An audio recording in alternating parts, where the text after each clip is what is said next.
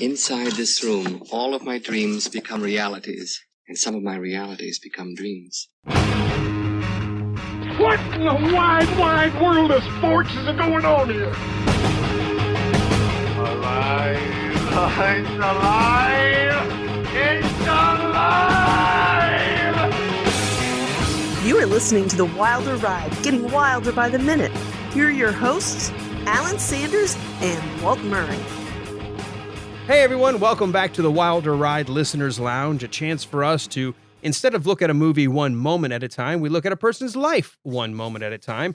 I'm your host, Alan Sanders, joined as always with my co-host, Walt Murray. Walt, welcome. Hey buddy, what's going on? Not much, just I've been slammed with a lot of the honey-do list lately, I guess, with the approaching of the holidays and, just there's so much going on. I think once we hit like late October and into early November, it gets my wife anyway starting to think about all the things we need to do to get ready for family and visitors and Thanksgiving and stuff. So I feel like I've got all of a sudden an impending to-do list that I won't have time to get it all done. Well, as I had said to you before the show started, you have given your wife the illusion of competence, and that is not a smart thing to do because she's just going to keep piling that list on.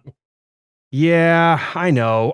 But you know what? The things I'm good at, I don't mind doing. Like, see, building, like any kind of construction. I built her a workout area for her home gym. She's a personal trainer for those who don't know her locally, and I think we've talked about her before in that capacity. But if not, she's a personal trainer. So we built a gym for her, and I kind of walled off three sides of it. But then she wanted to have it kind of flow seamlessly into sort of a movie room because our girls, when they were home, there was never enough TV watching time. So we had sort of a mini surround sound setup for when my daughters would have friends over, that way they could sneak, the drugs and alcohol and all the things that they're not supposed to be doing in the basement. All the things that of course I'm sure they never did, but oh no, but it was allowed you kind of just flow. And there was just a kind of a curtain hanging. Well, all of a sudden she decided, now that the kids are grown and my youngest is actually off to college, she said, I want to change that into my craft room. She's got one of these Cricut printers. She's got into this whole idea of more of the crafting, the knit-knacking, the stuff that people do on Pinterest, I guess, all day long. So I said, that's cool. And so she wanted me to take the curtain down and actually put a wall so she could put pegboard on one side so she can hang up her craft things and have it, as a pegboard wall. So that's what I've been doing today. And for me, the carpentry stuff, like I can do that. When she says, "Can you build me some furniture?" then I start to feel really like I start to hyperventilate. Yeah, if I was asked to build furniture, I would be like, yeah, so my last apartment before I got married, it had the spool. It had some beanbag chairs, a few orange crates, and a life-size picture of Randy Newman. So I don't think that I'm the best person to work on furniture. Well, I'm getting better, but I keep explaining to her, I don't have all the tools. You ever watch those shows? Like, I don't know if you remember watching it growing up, but I know I loved it. Was the Yankee Workshop? Oh yeah. I'm familiar with that. That dude would spend an entire episode building stuff that would only help you build other things. Like, we're going to build this thing to help you keep your board straight on the table saw. And we're going to build this thing to help you like hold things in place. And I was like, holy crap. I mean, this guy spends like weeks just building stuff that he has to have before he can actually build stuff. You know who is like that? You remember Hawk Hageback who came on early this season? Yeah. That's how he is. He will go out and work on a project for days that will set the stage for him working on a project for another few days. And I get it. You do it right. And if you build the things correctly, you'll have them forever. But it's just such a pain. Yeah. And it's not something I'm great at. My dad was not much of a craftsman or handyman. So that was just something I never picked up, even though both of my grandfathers were. I just never picked up that knack. So I'd like to get better at it, but I don't have like a planer. I don't have Oh, crap, a lathe. So I can't Wait, do anything. you don't have like a high school wood shop in your house? No, I don't. I've got your compound miter saws, regular miter saws, table saws, drills, clamps. I've got a lot of stuff, but I don't have everything. And if you want me to build you a barn, I've got everything I need for that. If you want me to wall a basement, simple carpentry stuff, I could frame a house, but I can't. I don't have the intricate tools for. You can't build a chair. No, I can't build a chair. Exactly. I did build a piece for our kitchen, which I still think it wasn't great, but my wife likes it, so I guess that's something. But I did build like a second cabinet that has a sense that my wife did the painting. She did the whole antiquing, what do you call it? Like where you paint it and then you kind of sand pieces of it, so it's got like a distressed antique look. Oh yeah. So I'm okay with that. I think there's a couple of things I wish I had done a little differently, but I guess you learn by doing. So yeah, well, some people just have the ability to do it, and some people teach themselves to do it. But like my buddy Jeff Spoor, who's called into the BK show a few times, and he's a welder, and which is just amazing to me in and of itself that somebody can weld. I never was able to weld. Spot welding, like in 7th grade, mine always broke immediately. Like I never got it right. But he also will be like, "Hey, I thought you needed a new couch," and like he will go construct a couch on his day off. And I'm like, how do you do that? Like that is so not how my brain works. I would like to be able to do more things like that, but I almost feel like at my age at this point, I need to like apprentice with someone who's already got the stuff and has already made all the mistakes. So no, at my age, I need to buy things like that. I'm old enough that I should have enough money to buy things. Well, then we go back to the fact that you have 3 daughters, I have 4. So right, which nullifies that previous statement. Yes. And I have dogs, and you know how that goes. Right. Like, no, as you think you're saving money, your dog eats aspirin, and you have to take him to the vet. Yeah. Yeah. Well, we both had those fun stories. Yes. No, with my 4 girls, although it is getting better now that 2 of them are out, one's almost out of college and one's only just starting, but she's at least out of the house. I feel like I get whiplash every 2 pay periods because I look at my check coming and then I look at it going, and it's like, whoosh, and where'd it go? Right. It was just here. Now it's gone. So, all right. Well, I've spent a little more time monopolizing the call than I meant to. I've been busy. And I think it's going to be like this from now until, well, probably until the holidays. Yeah, I think so. I mean, it's hard to believe that we've just passed Halloween and we are on track for Thanksgiving in like 3 weeks. I mean, it just is amazing how fast, even though 2020 has been one train wreck after another, it's hard to believe we're where we are. But let me ask you this, since football kind of started and maybe it's tied to baseball a little and hockey, do you feel like the last 3 months have gone by more quickly than the first 6 months of the year? 6 or 7? Yes. Yeah. They have. The last 3 months, even though it's been a little bit rickety, it's definitely been smoother than those first 3 or 4 months of the year. Yeah, I kind of feel the same way. I almost feel as if during the summer, it took forever to just like the next week, then the next, month. And I was just like, wow, everything felt like there was nothing to do and everything was just lethargic and slow. But as soon as things started opening back up and that sense of normalcy, and then I guess school going back, football coming back, for me, high school football broadcast, it just feels like 3 months just all of a sudden disappeared in a blink of an eye. And here we are last month and a half or 2 months of the year. It really does seem that way. And even just looking back, I was looking over our schedule from the last couple of months on the podcast, and I was like, wait, we have that guy on there? That's right. I mean, we blew through so many episodes, and that has now started to become my clock or my calendar through the year of how far into the schedule are we and who have we had on as guests. And it is just amazing how this year has ticked away. Mm-hmm. And I think I'm really happy about that because 2020 has been a garbage fire from January 1st on. It has. Well, before we bring our guest on, since I did monopolize, I didn't even ask, how's your week been? Oh, well, good for one thing, because Saturday night we were able to get in the studio and actually put on our Spooktacular, our Halloween live. Spooktacular. All three of us. That was really a highlight. I really had a blast doing that. That was me, you, and BK. And we actually, our guest tonight or today on our podcast was a guest on Saturday night. And even if we didn't have him scheduled for today, I think I would have said, cancel whoever we've got, bring Kyle on, because he was awesome. And I was absolutely fascinated by the things he was talking about. And that was really a highlight for me. I mean, I had a pretty good week last week anyway, but that was really a highlight, getting to get in the studio, see you guys face to face, and then have Kyle on. Just really was a lot of fun.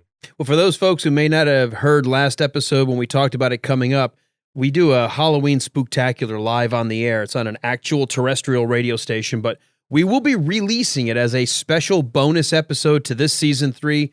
BK on the Air will be releasing it on his podcast, the BK on the Air Escape Pod podcast. So if you missed it, you'll be able to check it out. And I guess this makes a perfect segue for us, unless there's something else that happened this week, because I'm ready to bring the guest on. Oh, I am too. No, I'm excited about bringing Kyle on. All right. Well, in typical Wilder Ride fashion, had we planned this better, we would have done this a week ago, so it would have gotten us ready for Halloween. But you know what? Post-Halloween, just by a week, whatever. We're going to talk to a guy. That's just how we roll. But you know what? For some, Halloween comes once a year. For some, Halloween might be happening at really strange times in their lives, depending what spooks, haunts, and ghouls might be suddenly after them or their children. And the reason I say that is we're going to bring a guy on whose job it is to investigate the paranormal. A ghost hunter, a ghoul chaser, someone who's going to look for the explanation, and when he can't, he's going to try to actually document and figure out what is going on, who's tormenting the living. And so it was with great pleasure that we welcome to our Wilder Ride stage. Everybody put your hands together for Ghost Hunter Kyle Cobb. Woohoo! Yay! Kyle, welcome to the show. Hi there, how are y'all this week? We are doing great. It was wonderful to have you join us on our Halloween Spooktacular, and as I mentioned to you that night, because we only had about a 15 to 20 minute window set aside, we have a lot more time to dive in with you tonight. I was blown away by just that 15, 20 minutes we had with you, so I'm so happy you're able to join us again. It is my pleasure. Well, let's start off as we always do with every guest, and I feel like the sound of music. Let's start at the very beginning. How or what was it that led you to decide I'm going to, at least I find myself drawn toward this area of the paranormal? What was it that first triggered you? Did your mom make you watch Ghostbusters at a really early age? Did you get, The Exorcist, Amityville Horror? What was it? Oh, I love all of those, but actually none of those actually got me to where I am now. It actually was torture when I was age 12. I had a college professor start teaching middle school, and he decided that he would give all of his advanced students, we were in the gifted program, he decided he would give us his same syllabus that he used to teach college with. So for a year, and then every year subsequent, because as every year that we advanced to a new grade, he went with us. So for 5 years, I was forced to be immersed in the Greek culture. So Greek literature, Greek plays, Greek languages, how that evolved. By 7th grade, I was reading the Ovid in Latin from beginning to end. And I really hated it, but it prepared me for an odyssey that was unlike anything I ever expected. I also kind of went in my post-college years, I went on kind of a religious quest, and have since then studied 22 different religions and traveled to 60 different countries, playing Indiana Jones more often. But none of that got me to where I was interested in religion. So I was studying that heavily. Then there was a young lady that had something after her son. She lived just outside Atlanta. And they saw my travel website and contacted me, and they needed help. I was working with 99X Radio, the dinosaur in the Atlanta music market. And so I had just a few months earlier gotten to spend some time with Grant and Jay that started the Ghost Hunters TV show. And this is right when they were getting started too. And asked them for help when this girl contacted me. They couldn't. They had a 2-year obligation. And so she was desperate. And so I conned my friends into becoming paranormal investigators.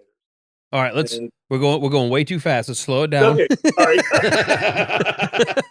Because I get it, because you were on the air with us the other night, and you probably are in that mode of thinking, okay, I've got to rush through all this, but we got a lot more time here. So it was middle school through maybe early high school and through to early college, even though you might have resented it. It was an introduction to Greek literature and Latin and the heroics, all of the stories of ancient mythology.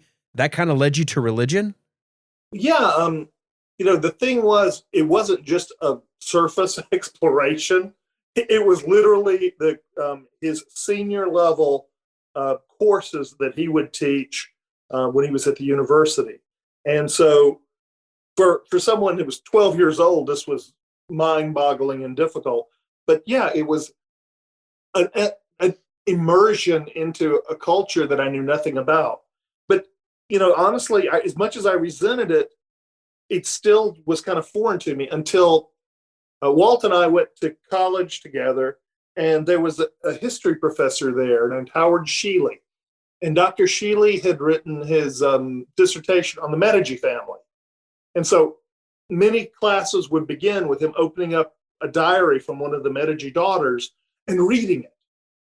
And so that brought history into become an integral part of my life. It became real at that point.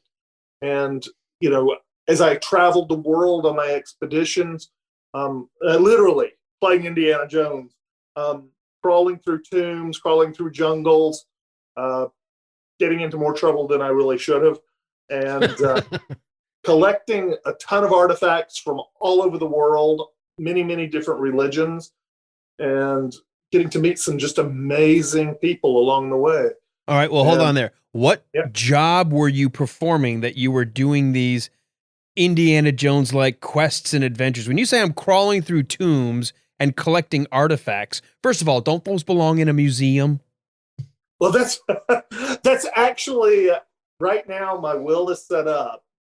So I've got about 6,000 pieces in my collection, and my will is set up to, barring anything going strange, the Emery Carlos Museum in Atlanta that has a pretty amazing Egyptology collection, but they are going to get the bulk of my collection. So yeah, they're going to be going to a museum. So what was the profession, or what was your job, or how were you self-funding or being funded on these things?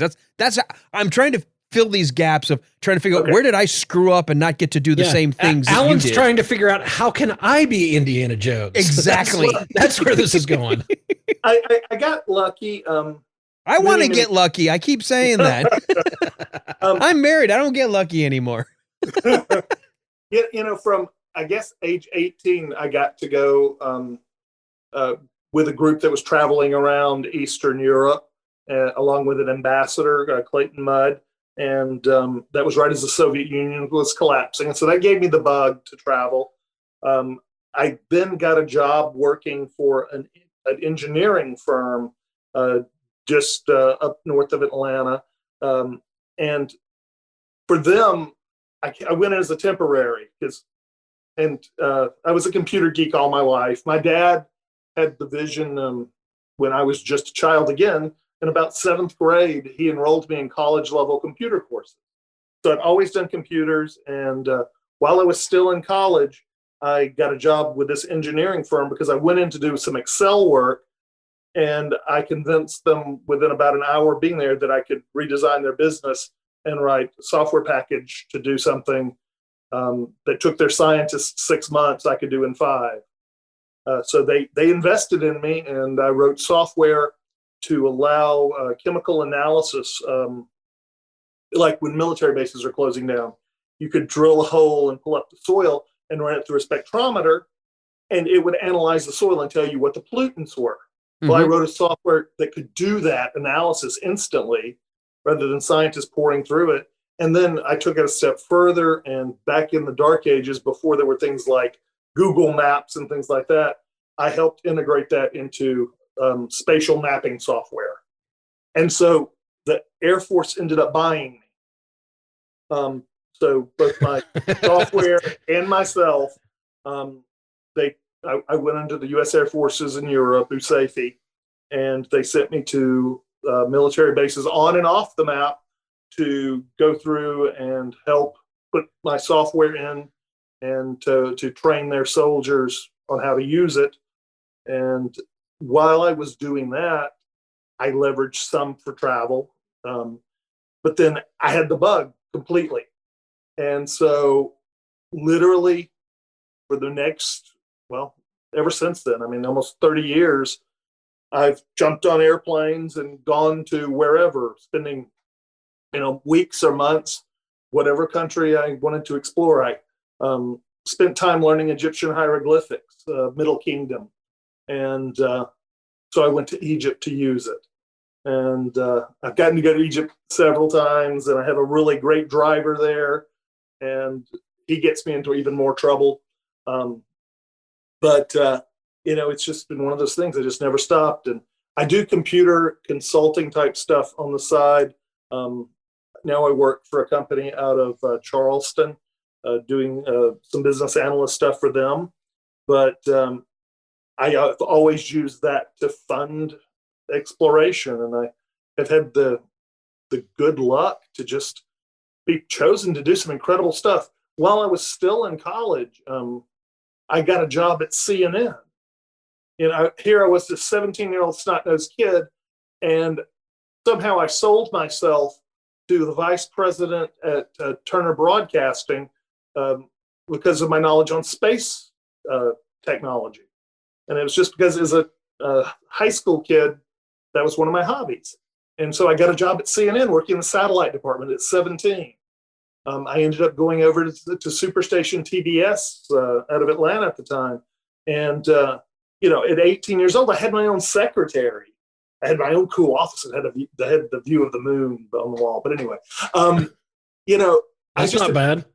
No, it isn't. And I've just been really blessed and really lucky to have so many of these adventures. And, just when I think one door has gotten too boring, another one opens up, and I get spun into this other incredible adventure. The paranormal stuff has just been another extension where all of the travel, all of the religious studies was getting me ready for this. When I just did a new book that came out the day the world ended, literally, the day they announced, we're closing everything, was the launch date of my book. So it's your fault. Exactly. But, everything I had done prior built up for that book. And, it wasn't the book I started writing. It was the book that wanted to be written. And, for that particular book, I was reading ancient Greek. I was reading ancient Latin. I had to go through and deal with Sanskrit. I was dealing with Old German. I was dealing with Hebrew. And all my travels had gotten me ready for that. And didn't mean it was easy. It just had given me a foundation to do the research for it. Kyle, real quick, I have been fascinated by the stuff that you've posted on Facebook with your collection. Yeah. And it is astounding to think that somebody I know has put together a collection like that. I mean, it is really awesome. Tell us a little bit about what you've collected. And then one question I always have is, what is your favorite piece? And then what is the piece you're looking for next? I never know what I'm looking for next. I go through periods of exploration. My oldest piece is I've got a 20,000-year-old Neanderthal. It's either some kind of surgical tool or a tattoo. It's a long piece of flint that's specifically cut with a ridge on it. And it was used apparently for medical purposes. But, I guess the coolest piece in my collection, for me anyway, Years ago, I was buying just little piecemeal, like Roman stuff and a little bit of Greek stuff from a company out in San Francisco, and they were going bankrupt or getting ready to.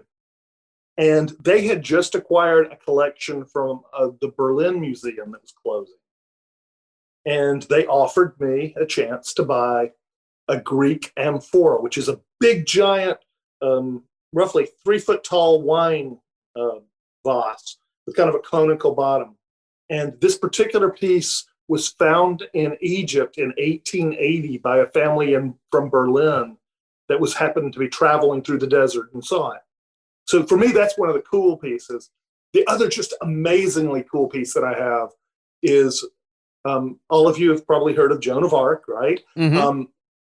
I have one of the only 3 known, quote unquote, contemporary pictures of Joan of Arc. I have a bas relief made in clay and it was gilded with gold that was made within 50 years of her lifetime. So it's considered contemporary. Oh, wow. It actually appeared in some encyclopedias and a lot of textbooks in the early years. And what happened with that is I had a guy I was friends with who was a collector. And I would buy, again, little just bits and pieces from him. And this was probably 25 years ago, maybe a little less than that. But he got into a fight with his wife. And his wife was like, "You've just got too many pieces. You can't buy anything more, yada, yada, yada." So it happened to be that same day I'd called him up to buy, I think, some coins. And he's like, "I'm going to make you an offer." And I'm like, "Well, sure, of course." He's like, "I've got this." And then he described the piece, Joan of Arc. He's like, "Just to piss my wife off, for $500, it's yours." That's incredible. Yeah, he had paid a fortune for it. So it's sitting on my shelf. And see, I don't have cool stories like that. It never happened to me. The closest I've got is the buddy of mine who was living next door to the buxom trophy wife who got mad at the ex and so sold the teenager the Trans Am for $1 just to piss off the ex. I don't get those kind of things. Yeah, I get to hear about them, but I don't ever get them. No, I got a free lawnmower on one of those, but yeah, you told me about that. You gave it to your dad. Yes, that was his Father's Day gift. Well, one of the coolest things I have gotten to do multiple times in Egypt. My first trip to Egypt, I was a babe in the woods. I knew ancient Egyptian a little bit. I knew some Arabic, and I was trying to get by. And I was walking the streets of Egypt, and this taxi cab driver, he's like, "You want me as your driver? You want me as your driver? I'll take you anywhere. And I'm very good." And he pulled out a book, and he had hundreds of Americans that he had taken on adventures. So his name was Hisham, and he's still a friend of mine years later. And I trusted him. So he's like, "Meet me tomorrow." And so the next morning I go up, and he's like, "Where do you want to go?" "We go anywhere you want to go." And well, all right, I'm a real nerd, okay? Indiana Jones is a hero, right? And especially, most people don't remember there was an Indiana Jones television show. Oh, yeah. Right. Young Indiana Jones. And that hit at just the right time for me growing up.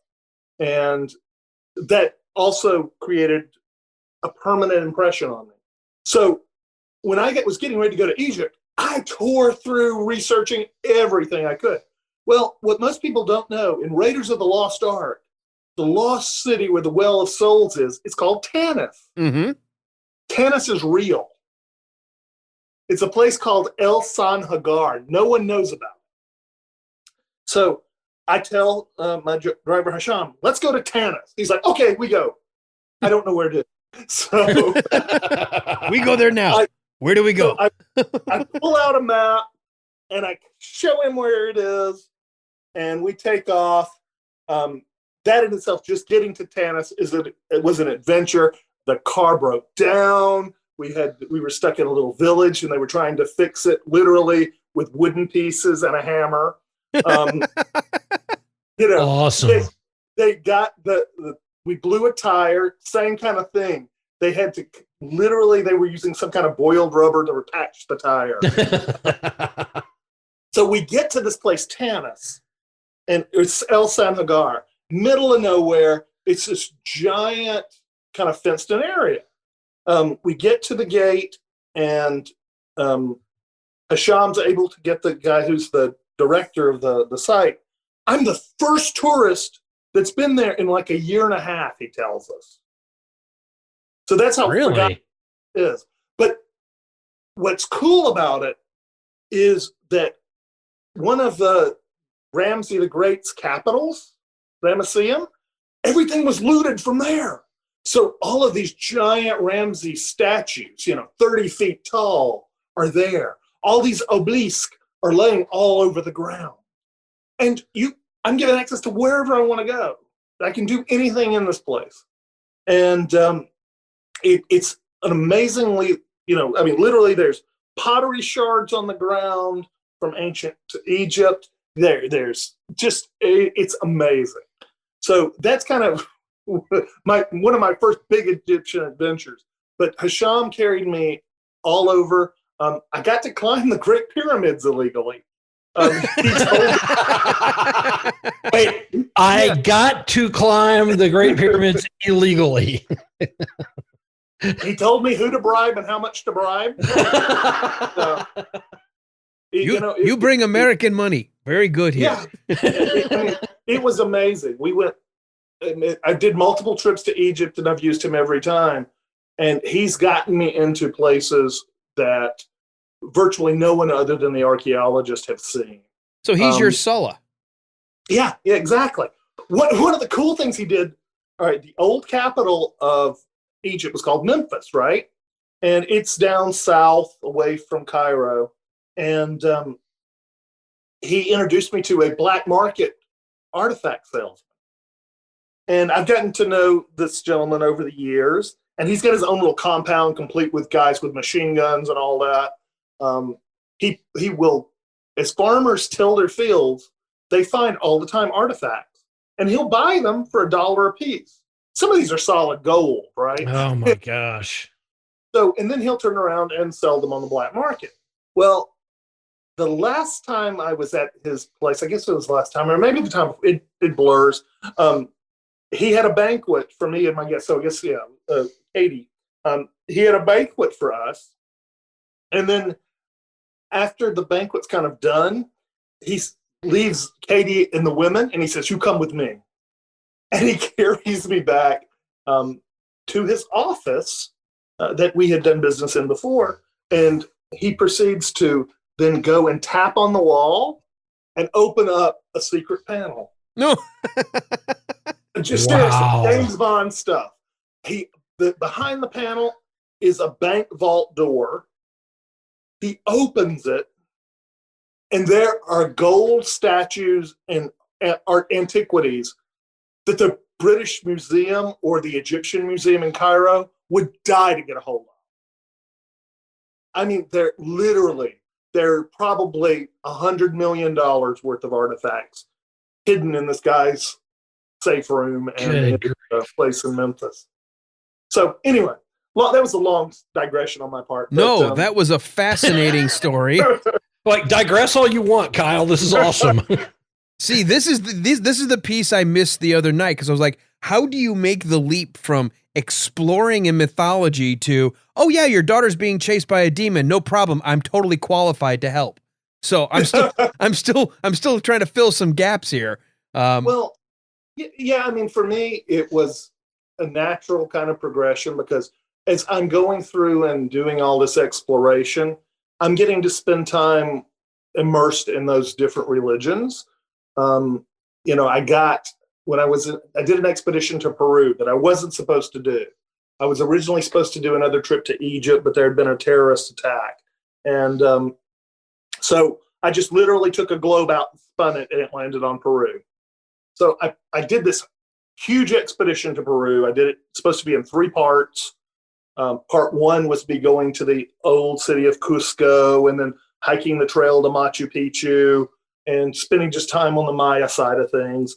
part 2 was me going down to a place called Lake Titicaca, which is this giant lake. It's the highest freshwater lake in the world, and there are 3 native cultures that live on the island. Which, by the way, to interrupt, when I was in 5th grade, I used to love saying Lake Titicaca because I felt like I was getting away with something. I still do. Where's your favorite lake, Alan? I want to go to Lake Titicaca. Well, Beavis and Butthead, that's one of their favorite lakes as well. Can't imagine why. Titicaca, Titicaca. Titicaca! Sorry. Well, you do realize you're dealing with a couple of knuckleheads here, right? Okay. You're like the smartest one in the room. He knows me. He knew what he was getting into. Okay, good. So you went to Lake Titicaca. Yeah, for this part of the expedition, I hired a bodyguard, and he was the one that showed me the most bullet holes. Honest Injun. He showed me 5 bullet holes, and the other guy only had 1. Yeah, go with the guy with 5. That's always the best. Yeah. He apparently was protecting some models on a photo shoot and got hit by Shining Path. But and then we had to, because we drove down to Lake Titicaca, we went through the terrorist controlled area. But wait, what? Whoa. I can't even wrap my mind around this.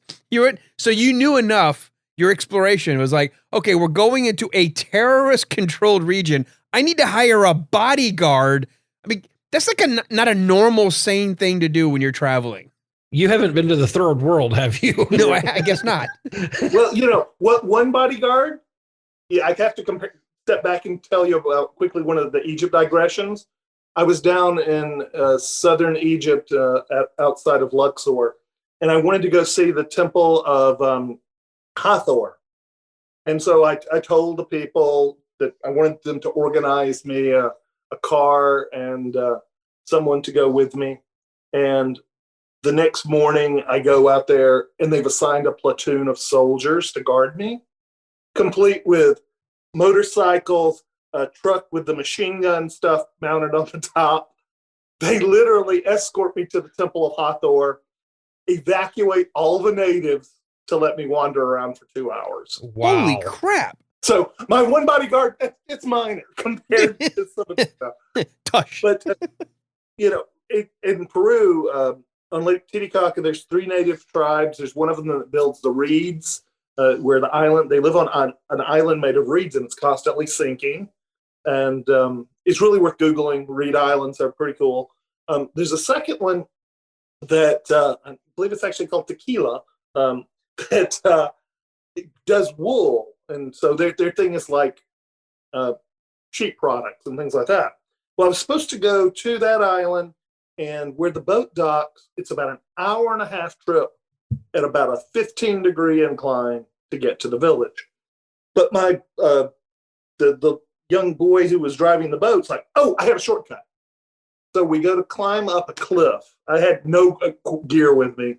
It was about 125 feet at a really sharp angle. I fall about 25 feet before my ribs caught me on a large rock. And so I was pretty torn up. I climbed to the top of the mountain with the cliff, and I was bleeding out of my mouth. I was bad.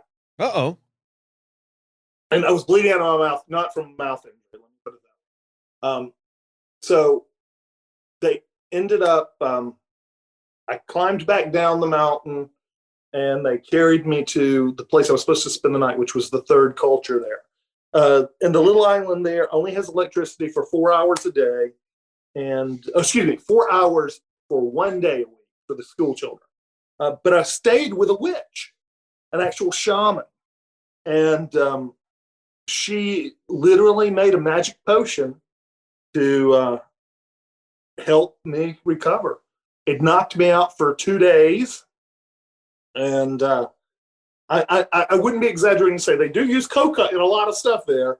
But at the end of 2 days, when I woke, I was fine. My ribs were still tender, but I could breathe. And so I got to spend time learning from her. Well, while you were knocked out, they took you to a local hospital, took care of all the actual stuff, brought you back, and now you believe in all this stuff. That's true. That's possible. That's possible. I mean, you were out cold.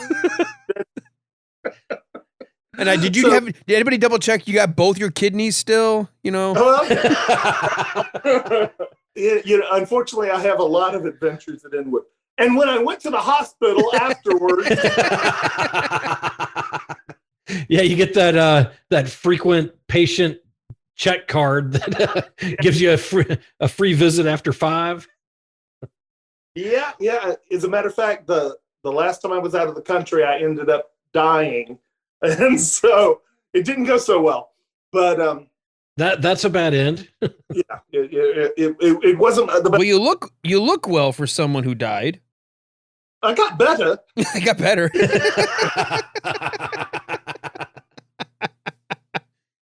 All right. Well, okay. I interrupted you. So which voodoo? I don't know what priestess shaman gave you a concoction, and you came back and you felt a lot better.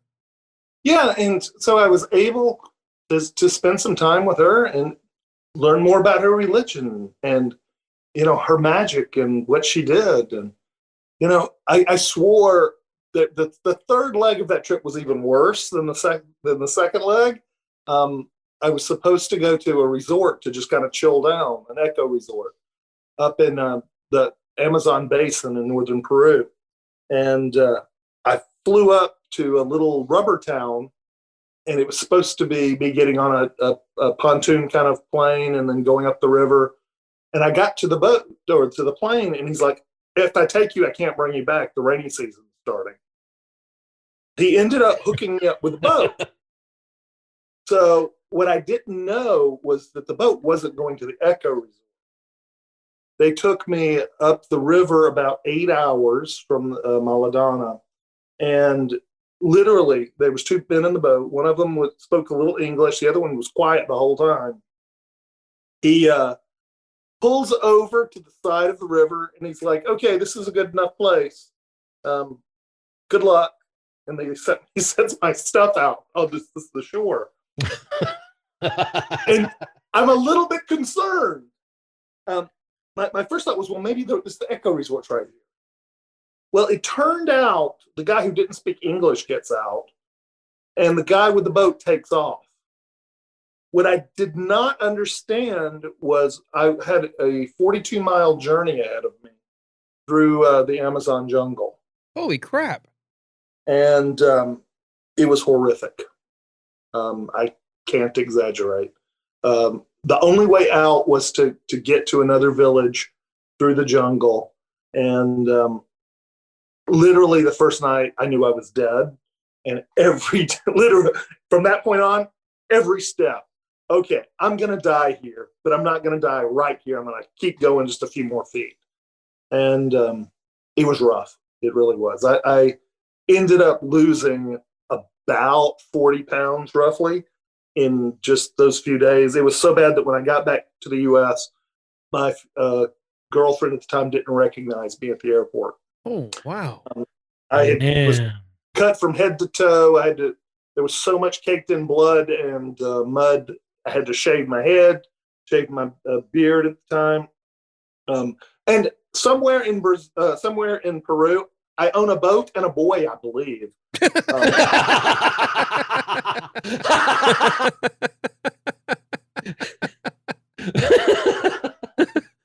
So, no, there are cultural mistakes that happen.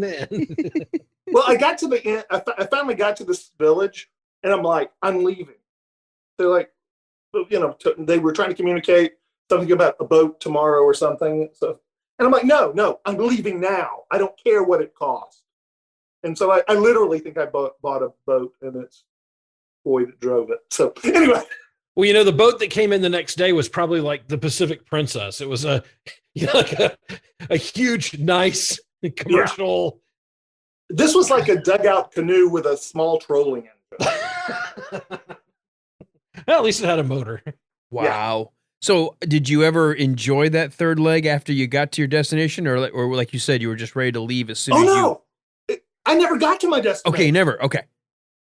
Apparently they never had any intention to go that far up the river to drop me off at this resort. The village was just tributary going back the other way to Maladana. So yeah. So was it a mistake or a scam, or did people? How did that happen? Well, the pilot knew he couldn't get me to the resort, and so he arranged me his version of an Amazon experience. And so part of it was I didn't ask the right questions. Part of it was he was trying to do me right. I ended up being able to communicate with the guy that was my guide, who didn't speak English and he spoke very little Spanish. But he tells me that his brother died doing this. He tells me his son died doing this, and that 1 out of 3 people he takes died doing that. Oh, wow. Oh, So, gosh. yeah. Well, so at least you're the 2 of the other 3. Okay, that's good. Yeah. So but it left some damage. Oh my God. So did you, I guess from that, you lived through it, but did you learn at that point how to either prepare or like, did you have the gear? I mean, I wouldn't even know what to have with me for a 47-mile walk through the jungle. I had all the wrong stuff. I had, fortunately, I had bought the long sleeve expedition type shirts, and I had something called DEET, which is the chemical that's in like off or stuff like that. But normally that's like a 1% concentration. I was having to use 99% DEET. It was so toxic. It literally, any kind of plastic it hit, it disintegrated. So I was poisoning myself. It was ungodly hot. My thermometer exploded at 108. I had a GPS, an old Garmin back at the time that was state of the art, and that died about halfway through. I had a water filtration device, and what I discovered, unfortunately, on the first day, we were hit by wild boars. So wild boars trashed the food, and some of the water still had a little bit of the water left. But I discovered we as we were going through, it was it's even hard to describe. You know, you're hacking your way through. There are snakes there and everything else. There are spider webs you can't see until you're right next to them. And if you hit them, there's millions of tiny little spiders that'll come in. So finally, after this literally being every step thinking I'm going to die, I see this kind of big brown circle. And I'm like, a place to rest. And as I go toward it, the guy literally jumps on me and pulls me back. And he sticks his machete on the ground, and the ground starts to move. It's an 8-foot roughly across fire ant kill bed. And the fire ants are about 1.5 inches, 2 inches long. But part of the thing is they secrete acid naturally. That's what this kill zone is. Well, when it rains, which is every freaking day there, it picks up the acid and it moves it into the creeks. So all the water that's flowing is poison to people. Oh. So even with my filters, I can't drink it. So we end up basically stealing water out of plants. We eat piranha, which are pretty much like brim.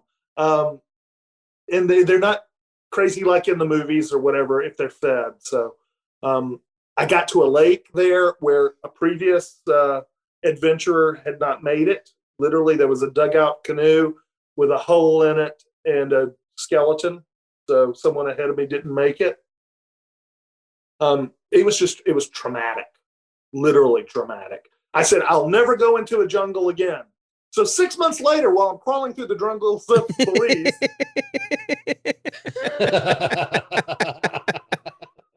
Well, you know, they say you never ask a pregnant woman, do you want to do this again? You got to give it about 6 months. Like, oh, you know, it was so cool. I've got a little kid. I want to do this. So I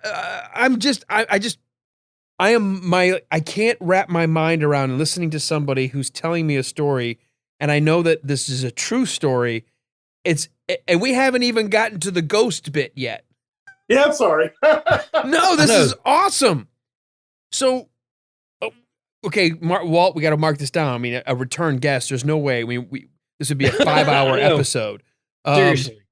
All right. So pulling back from these adventures. So these are the kinds of things. So this was an example of maybe one of the bad examples. You obviously had some good ones, but you are used to going on true like expedition adventures. You're going on exploration.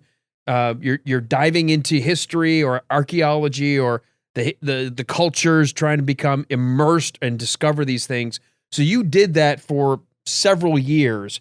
At what point did that turn into, I'm starting to learn about, or I have at least a background enough to start looking at the paranormal? Well, it didn't really happen that way. I spent all of this time and went on this religious quest. And, I took Christianity, for instance. And when I first met Walt, I was kind of just beginning my exploration more into Christianity. But I decided, let me go backwards. So I wanted to understand how Christianity had evolved. So I went all the way back to the beginning of Christianity. And then I said, okay, well, let me learn where the Hebrew faith came from. So I researched it all the way backwards to its origin. And then I literally went Mesopotamian and Sumerian all the way backwards, and then also went east and did that same kind of exploration. Let me learn the Hindi. Let me learn the Hindu culture. Let me learn Zoroastrianism. Let me learn Buddhism. Let me learn the Tibetan religion, the shamanism there. Let me learn the religions of Nepal, and let me learn Taoism. And then even to North America pre-Columbian. So I spent all this time doing that because that became a passion. And as I was doing these travels, I had a young lady whose friends saw my travel website. And something was after her son. And so they called me to help. And, I told them, I'm not a paranormal person. That's the furthest thing from me. I'm just an adventurer and, working on learning more about religion. But is that why they reached out to you? Because of the religious aspect, the fact that you had a background in so many ancient religions as well as contemporary? I think so. I think that they saw all these adventures and thought I would have a skill set that they could help them. As it turned out, I mentioned before, I did some stuff with 99X Radio in Atlanta. And so that summer, before that, or maybe it was a year before that, I had gotten to know Grant and Jay from Ghost Hunters TV show. And Grant's just an incredible guy. Yeah, he's an Anna. But as a result, when they reached out to me, I called the people who are professionals. I called TAPS. And that was just as their TV show was getting started. And so they were like, we're booked for 2 years. And they gave me the name of paranormal investigators in Atlanta to contact. Unfortunately, I vetted this group and discovered that they were a pay-for-play group. So they would find your business haunted if you paid them to find it haunted. And then they would do ghost tours through Roswell to basically benefit the business and to make money themselves. So I quickly said that, these guys are not legit. And I tried to find a legit team and never could. There was an incident that happened at the girl's house that prompted it. A year before, her then 2-year-old son she'd carried to a party at a witch's house. Okay, that's a bad move anyway. They were playing with a Ouija board. Again, another bad move. And her son went over to the sliding glass door and said, "Look at the man with the red eyes, Mommy." Huh. Yikes. And from that moment forward, he had this imaginary friend with red eyes. Well, over the subsequent year, cabinets that the child could not possibly reach would be open. The girl's pregnant sister moved in with them into this house, and they would constantly hear something like whisper speaking and talking to them. And the pregnant girl would be like, "Leave me alone, go bother." And then she would mention the other girl's name. And this just kept getting worse and worse. Well, what prompted them to reach out to me and become an emergency, she had gone and gotten in her car and put her child in the safety seat in the back seat. She got into the driver's seat, looked up in the rearview mirror, and there was a man with red eyes staring back at her. so she claims, which terrified her. So that's when they would reach out for help.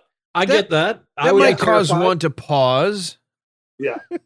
So I knew she was in trouble, and I finally convinced some of my best friends to do this with me. And so I went out and spent a couple $1,000s on television-like equipment and like a security system with that security camera system, and the laser thermometers, and a ton of really high-end video recorders and audio recorders.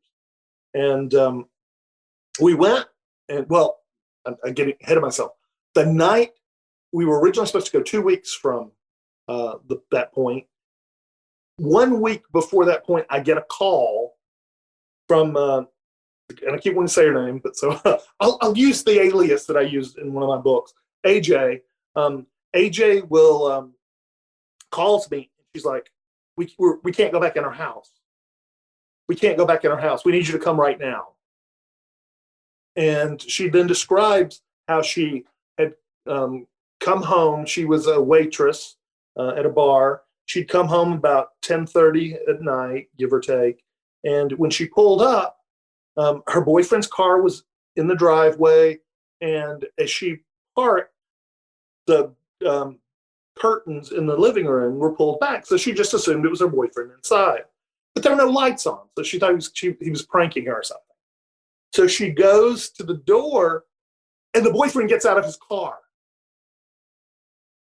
Ooh. So freaks her out.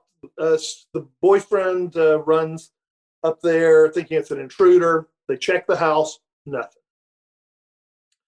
So her son is staying with the grandmother, so he's out of the picture that night. And so she and her boyfriend sit down and are watching some movies.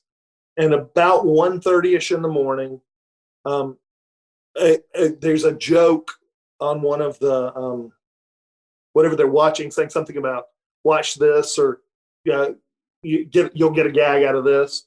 And then one by one, the breaker box, which is about 25 feet behind them, kind of down the hall, they hear it turning off breakers. Click, click, click, click, and the house goes dark.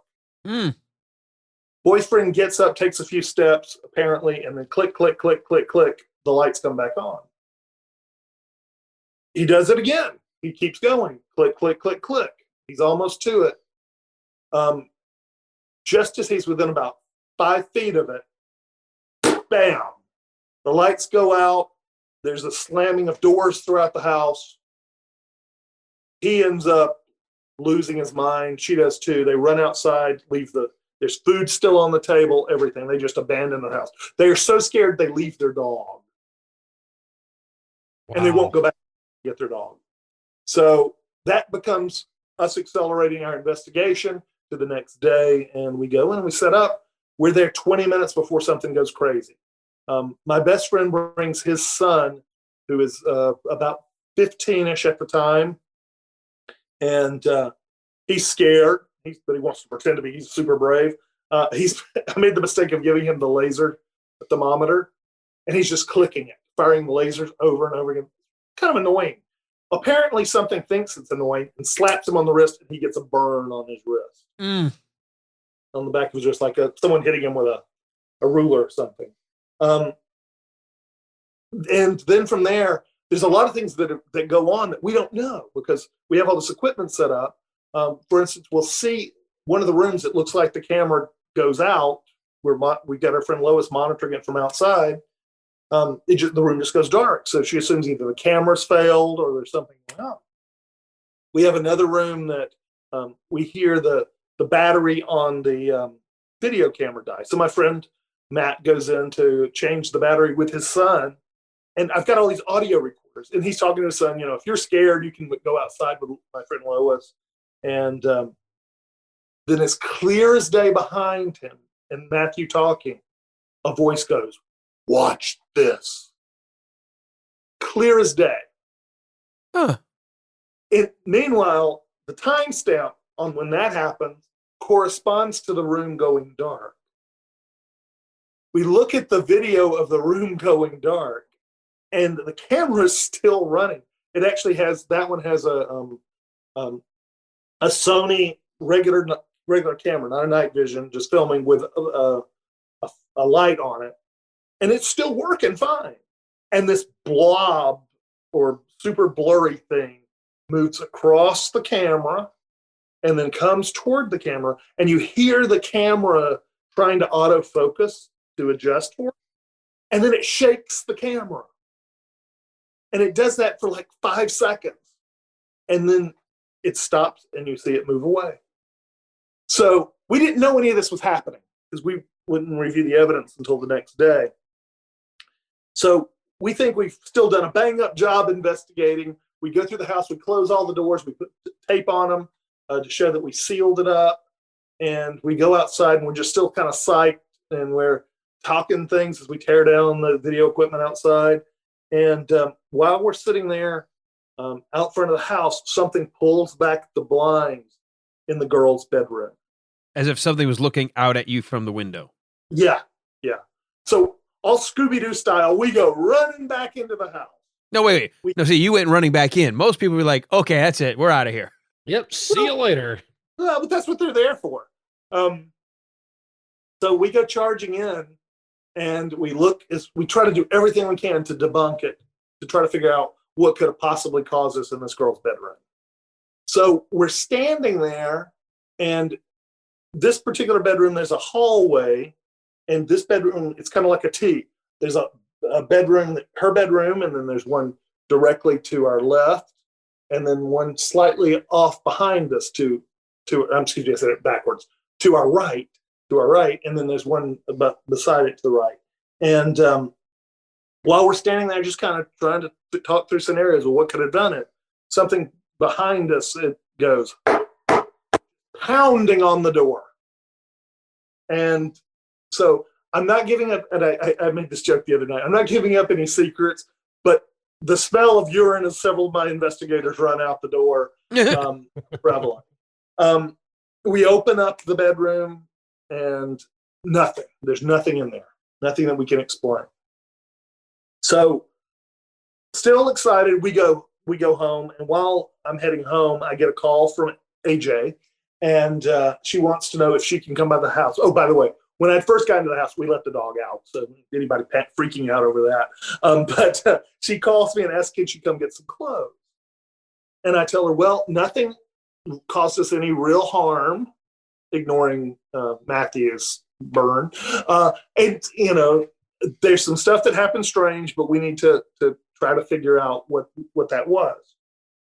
And so I don't think anything of it. I keep driving home, and about 20 minutes later, give or take, maybe about 30 minutes, I get a call from her, and she's just screaming at the top of her lungs, crying. She's like, there's something banging on my baby's door. And they left the house as it was. They abandoned it. They never went back. They ended up, the punchline of the story, for me, I thought that was the end of that adventure, is that they were renting the house. The owner of the house wouldn't allow us to come in and do a follow-up. 6 months later, however, AJ calls me and says there's something back after my baby. In a completely new house. And so, wow, completely new house, about 15 miles. The first one was in Powder Springs, and the other one was kind of closer to Atlanta. So, wow. So, did you ever find out who killed somebody in her family lineage and something? I mean, is there any history? How does that work? No, as near as we can tell, whatever it was, when they were at that party, decided it wanted her son, and proceeded to basically stalk the son. Now, you still stay in touch? I mean, is that over? Did it just all of a sudden stop as soon as it started? The second investigation, by that point, I was, for her, a little more spun up. I'd had 6 months under my belt, and I was more accustomed to dealing with paranormal things. And I'd also picked up a really cool artifact from Tibet that I use regularly. And that actually, I don't want to use the word forced it away, but I used that to encourage it to leave. a Tibetan version of the cross or garlic or holy water. Yeah, it's called either a furba or a kaila, named after me, or a vajakaila. And it is designed in Tibet. They use it as part of the Tibetan exorcism rituals, but it's a weapon designed to kill gods and demons. I've got a whole collection of them now. I think the oldest one's about 550 years old, roughly. And one of them was actually auctioned at the Sotheby's auction in 1972 as one of the top 100 most cursed items on the planet. So, nice. Wow. Didn't know it at the time. Yeah, bring that into your house. Yeah. Believe me, there have been some issues. But so, yeah, we faced that one down. It left her alone, and I still hear from her about once a year, give or take. She'll reach out and just check in and say, I'm doing okay. How are you, etc. So, all right. Nice well, girl. we're kind of getting caught up to now what you do. So how long, because we don't really have a time frame of when you started to do this. So how long have you started to shift into this world of the unexplained? My whole life has been Okay. As it relates to the ghosts and the things that you try to find rational explanations for, and every now and then you come into a story like this that doesn't have a rational explanation. At this point, it's been almost 20 years. Holy crap. Really? Okay. Yeah. So you're still doing all the other adventures and stuff too, or? Yeah. I got grounded for my other adventures last year. I got a mystery illness last year that, like I mentioned before, killed me in the Czech Republic. And they still don't know what causing it. So that's grounded me for right now. So when the world ended, I wasn't really in.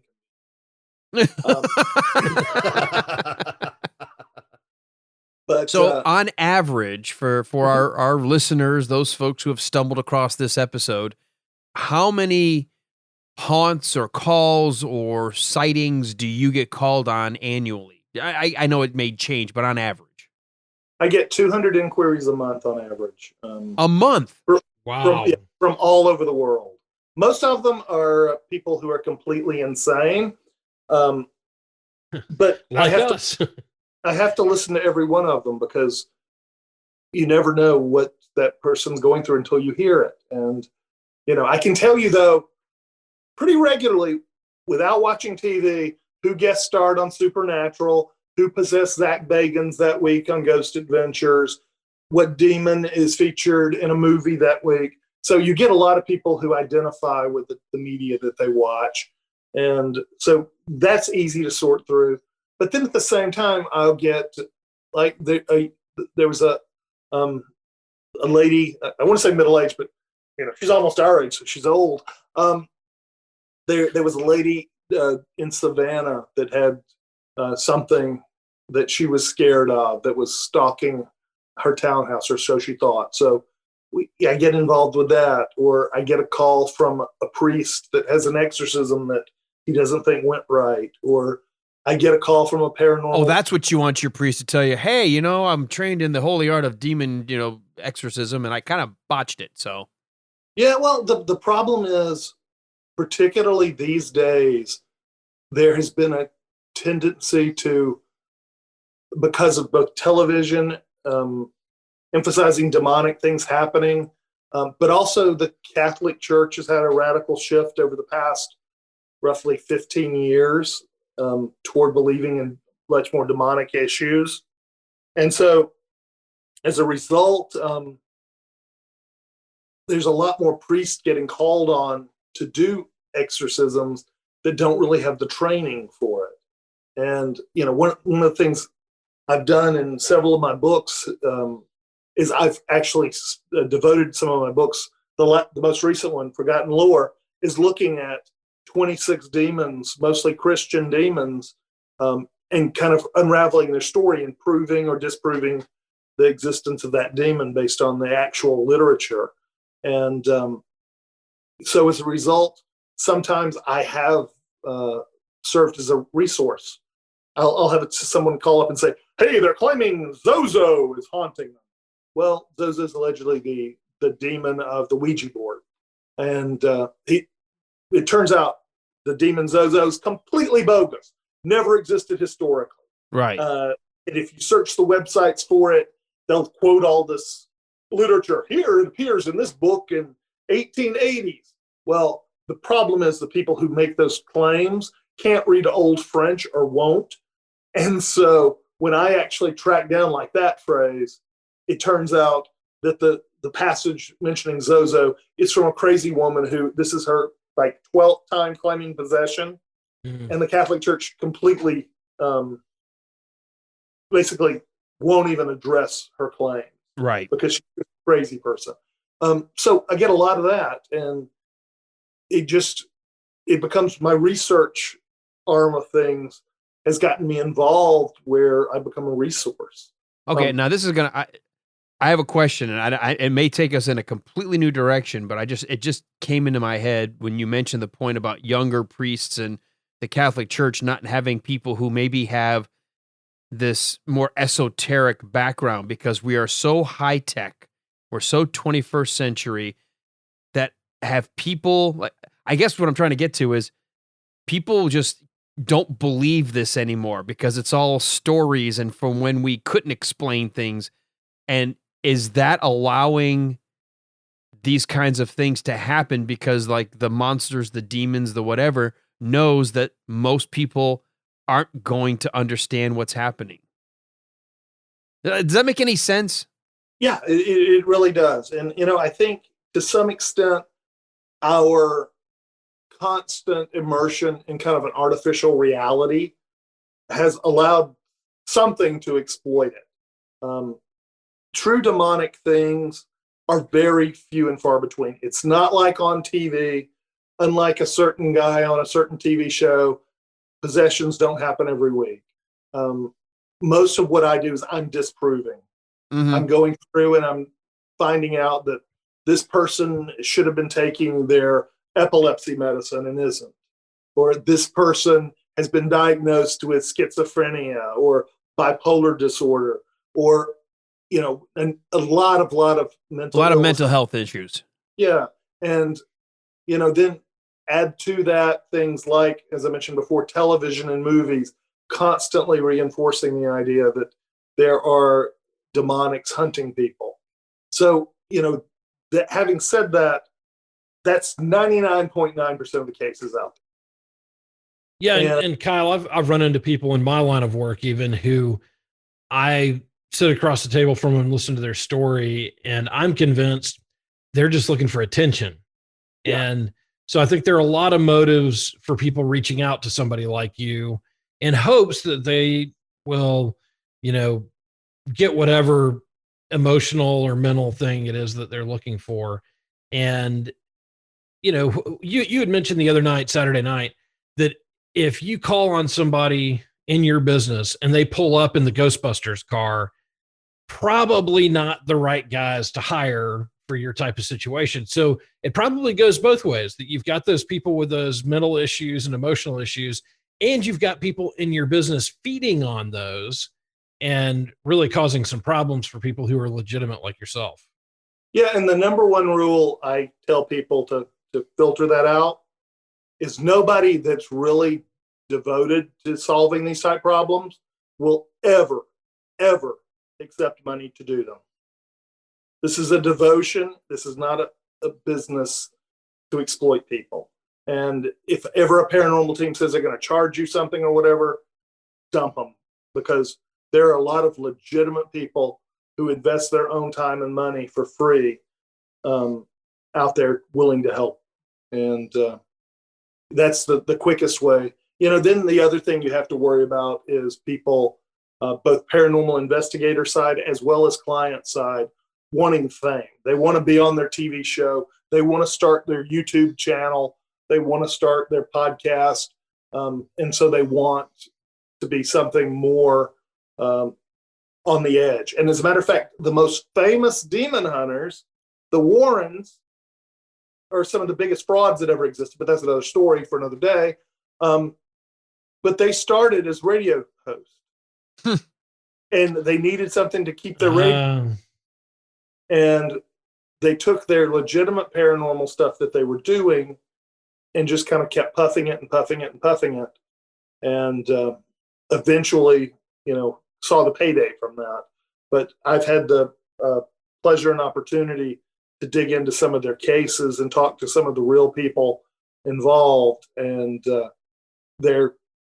I have my opinion, but it's also based on having spoken to people who got exploited as part of it. Wow. So as we start to close down the interview side, because you're going to be one of those guests I'm sure we're going to bring back because there's just so many adventures we probably haven't even touched on. In your adventures in this kind of realm, do you believe that there are things that we can't explain living around us, that some are more malevolent than others, some may be just lost, and some are just flashes and they're gone?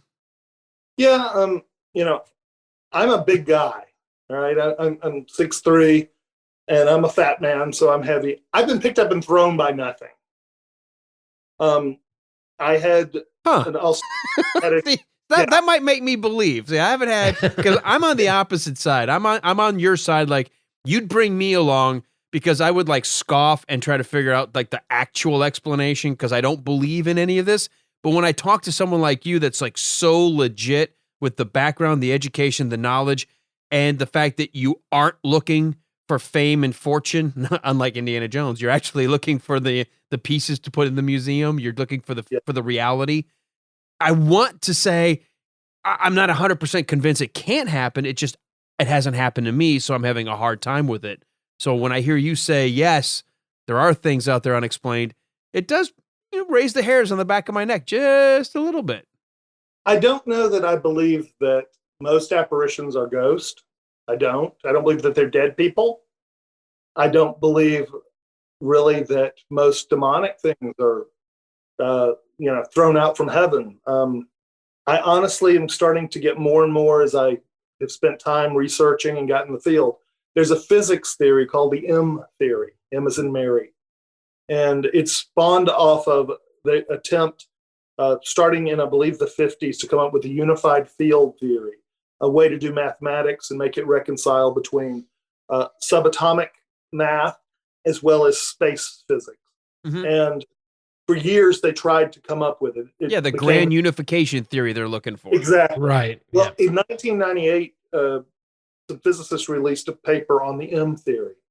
And they made the math work, but only if you dealt with 11 dimensions in the physics. And, I lose my mind at fourth dimensional calculus. So I can't even begin to comprehend 11 dimensions. But as part of the theory, it requires that there be, now we're going to start sounding like a Marvel comic book, but it requires that there be parallel universes. And one of my kind of theories is maybe we're not encountering a dead person. Maybe we're not encountering an alien, if that's what you want to believe. Maybe our universe is bumping up against their universe, and we're their ghost and they're our ghost. And there's starting to be a little bit of convergence on the science side of that to kind of go with it. It would explain a lot. Paranormal investigators are like, oh, my batteries were drained. Well, ghosts don't get superpowers. Dead people don't get superpowers. So there has to be a science explanation for that. Right. I've seen balls of light come up out of the floor. There has to be a science explanation for that. And, it's only been in the last 30 years that we've actually been able to explain something as simple as ball lightning. For the first time, I think it was around 2008, we got a video with a spectrometer attached of a ball lightning coming up and forming. Right. So, I think there's real science behind all of this. There must be some physics or some real rational explanation, I think, for it. Wow. So you continue to do this. You enjoy it. That's obviously not your income because you said you don't necessarily charge for this. Right. I waste tens of thousands of dollars a year doing that. Well, you say waste. I think everybody needs to find the thing that they can throw themselves into, a passion, a love. There are people that I would argue waste tens of thousands of dollars hitting a ball with a crooked stick and chasing after it, but they love it. Well, I would honestly say I quit just about every other week. because it's hard. It really is. Just even fielding the calls, people, bare their souls, and you hear some of the saddest things sometimes. And so it's really hard, but every time I kind of walk away from it, I get a call that has to be helped, and there's no one else to help them. And, it's, if I could do it all over again, I never would have gone down this path. But now that I'm down this path, I don't have a way to stop it. I have to keep going. I have to keep exploring and learning more. Well, Kyle, you had mentioned that you've got a couple of books out. Where can people find those books, and where can people find you? Oh, I've got tons and tons of books out. Amazon has them. Barnes and Noble carry them. My newest book is called Ghosts and Demons. That's kind of my paranormal series. It's called Ghosts and Demons Forgotten Lore, and that's one that looks at the demons like I was discussing. I also wrote a textbook called Ghosts and Demons 101. Huh? Ghosts and Demons 101. Yeah. The cool thing about it was, I wrote it because when I was first getting started, I didn't know the answers. I saw all these things on TV, and I'm like, well, where's the science behind that? And so I went in and I wrote it from the perspective of someone who didn't know what was going on, and I did all the science research and all the research into the demon stuff, all the stuff into religions and different treatments of demons. And I've actually had 2 universities teach courses based off my book. And one of them was actually in Australia. And I thought that was just amazing that, it had gotten picked up down there. And actually, Australia is my number 2 market. I got some people hooked down there, and they'll buy stuff. But I've written a lot of like, I call them paranormal travel books. One of them, Disturbed Destinations, looks at a bunch of locations around the Southeast primarily that are haunted. I wrote one of my favorite place called the Thomas House. And then I've gotten a bunch of history books that I wrote early on about my small hometown in Griffin. But anyway, Amazon.com, and it's KYL Cobb. So Kyle Cobb, KYL COBB. And if somebody needs to get hold of you professionally because they've got an issue that they need dealt with or need to get your professional opinion, where can they find you? I have a website, and I'm, like I mentioned to y'all Saturday, I'm one of the idiots who have their phone number up there. But my website is last, L-A-S-T, gasp, GASPS.com. And it's got a lot of excerpts from the first book for educational stuff out there.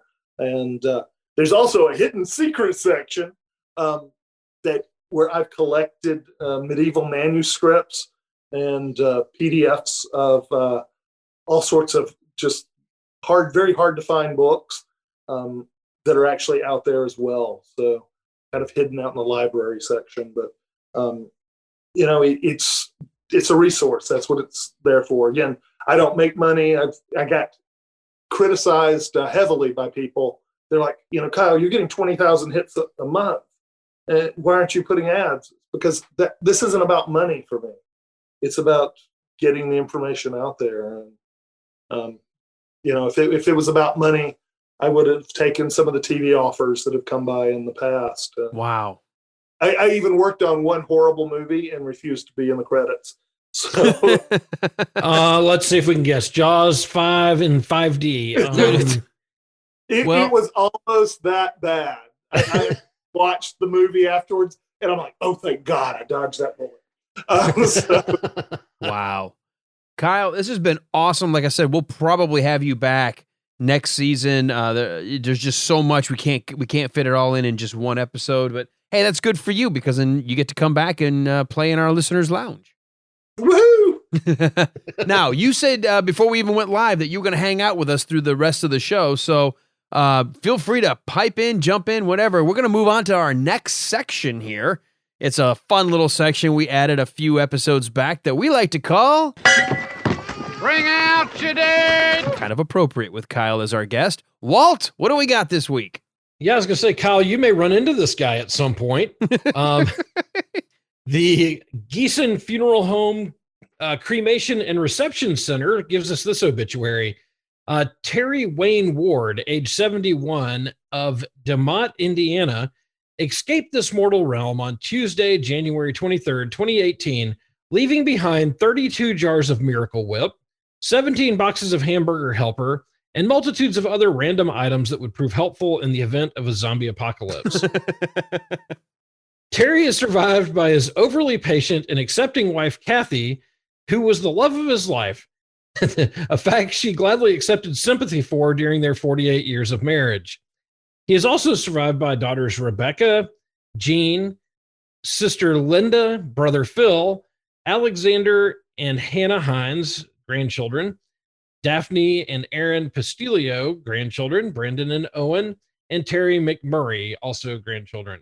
He is preceded in death by his parents, Paul and Bernice Ward, daughter Laura, grandson Vincent, brother Kenneth Ward, and a 1972 Rambler and one of his hips. Terry graduated from Thornbridge High School in South Holland, Illinois, where only 3 of his teachers took an early retirement after having him as a student. He met the love of his life, Kathy, by telling her he was a lineman. He didn't specify early that he was a lineman for the phone company, not the NFL. Still, Kathy and Terry were You're a lineman. What team? Georgia Power. Or just Georgia. Still, Kathy and Terry wed in the fall of 1969, perfectly between the summer of love and the winter of regret. Terry volunteered his services in the United States Army and was an active combat veteran in the Vietnam War. He retired from AT&T, formerly Ameritech, formerly Indiana Bell, after 39 years of begrudging service, while he accumulated roughly 3,000 rolls of black electrical tape during the course of his career, which he used for everything from open wounds to do not use this button covers.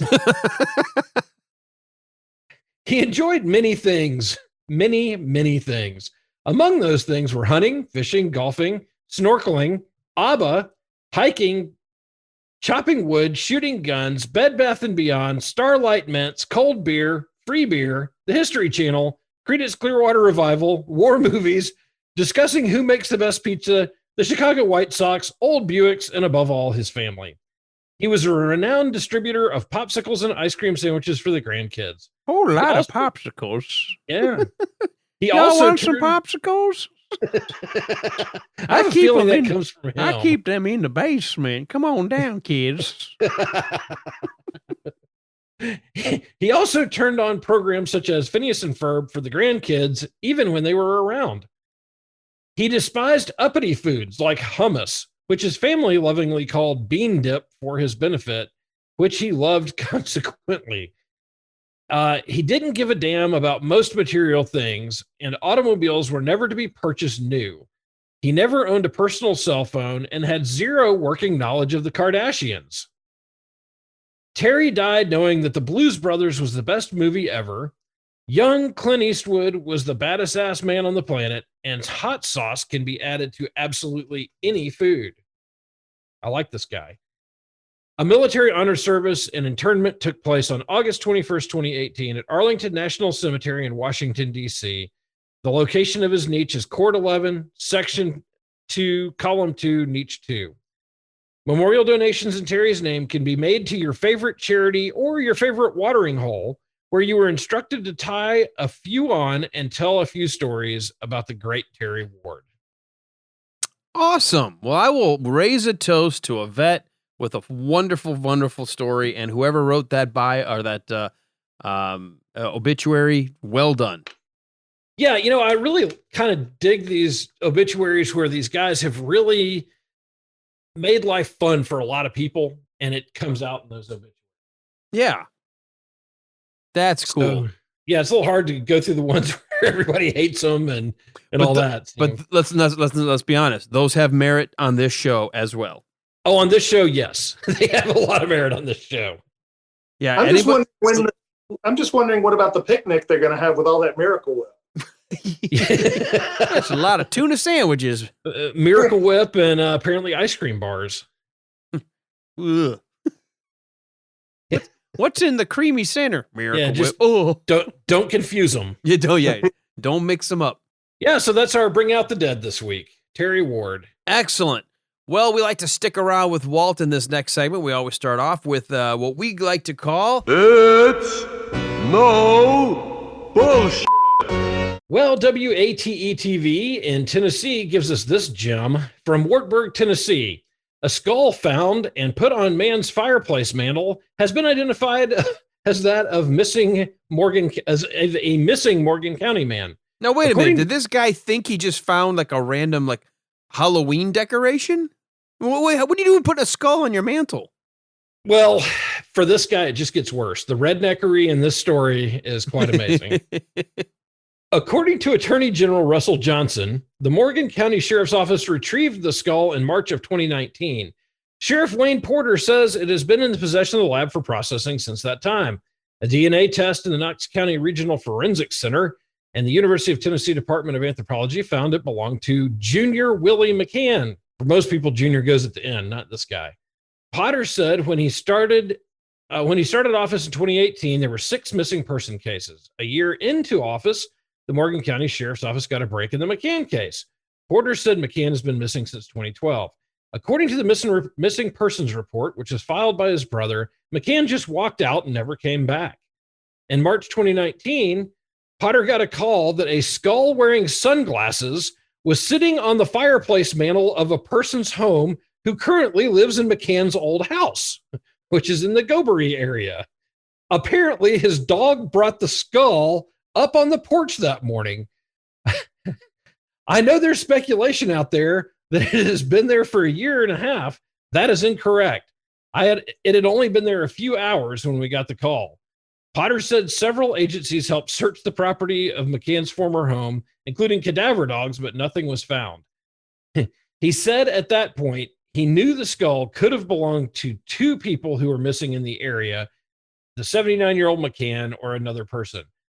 Potter wouldn't know who the skull belonged to until the forensics came back. The forensics center, they came back over the weekend and they were able to tell us who this person was. When that positive identification came back Friday, Potter said he was able to give the family, such as McCann's daughter, some peace. Sheriff Potter said the missing persons case is closed. There is no news on who got the sunglasses. And if you have any other information, contact the Morgan County Sheriff's Office. It's no bullshit. So I like the fact that the dog brings the skull to the porch, and instead of calling the cops, the guy slaps sunglasses on it and puts it on his fireplace mantle. Yeah, exactly. I was thinking, how do you not have the wherewithal to say, I ought to call somebody about this? Somebody may be looking for this. I mean, I get, again, with Halloween decorations, some of them can look anatomically correct, but don't you just kind of sense it's not made of plastic? Well, yeah, and it's a skull. But beyond the fact that it's a human skull. It's a skull, right? It's obviously not a cow. It's a human skull. So, again, the logical thing, slap sunglasses on it, put it on your shelf. My goodness. Awesome. Well, let's go to the other side of the world. As we're recording this, we're in the week of the election. When it comes out, who knows? We may still be trying to decide who won. I hope that's not the case. We're in the second week of the decision. But we could go over to Soviet Union, where they have little places that people like to make it look fair. And that's what happened here. A Russian mayor of a small village realized, I'm going to win this election no matter what, but I want to make it look good. I convinced Maid to run too, so that way 2 names on ticket. Well, too bad for the Russian mayor. Everyone else voted for the maid. In a plan that backfired, and I'm going to try to get these names right. Nikolai Loktev, the 58-year-old incumbent mayor who had asked the city hall's 35-year-old cleaning lady to join him on the ballot, ended up not going quite as planned. Loktev's plan had Marina Ugdoskaya earn 62% of the vote, where he only got 34% of the vote. Now, some of the residents have said to other people in the news they would have preferred a third option, no mayor at all. But since they couldn't vote for nobody, they decided it was better to vote for the unknown than to reelect the mayor. Ugdaskaya, who you must suck as the mayor. Like you must be the worst. You must be so bad.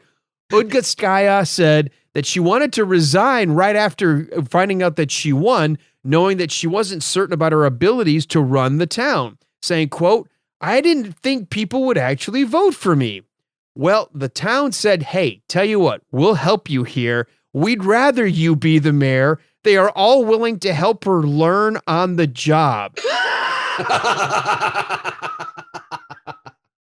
That is fantastic. It was a clean election, right? Yeah. Well, in this case, yeah. In Russia, always. Well, in this case, I don't think he thought he was going to lose. But according to this, the mayor's former assistant, Irina Nechaeva, has faith in the newly elected mayor, saying, "I think she'll cope. The whole village is here to help.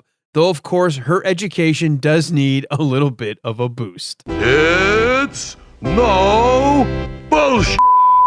So there you are. That is amazing. A Russian mayor decides to fix or make it look like the election's not fixed by having the maid run, so that way there's someone else on the ticket, and she ends up becoming the new mayor of the village. Congratulations. You know, we've got an election here tomorrow.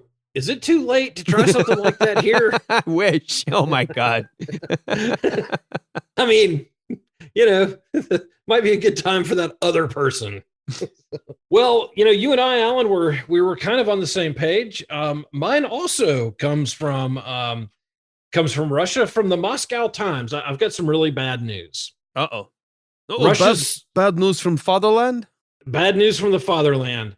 Russia's sausage king was murdered today with a crossbow. Oh my God, I saw this story with the crossbow. With a crossbow. Masked assailants murdered Russia's meat magnate Vladimir Marugov with a crossbow at his countryside estate outside Moscow in the early morning hours of Monday morning, Russia's investigative committee reported. Marugov and his partner were in an outdoor sauna hut on the estate about 25 miles west of the capital when the attack happened.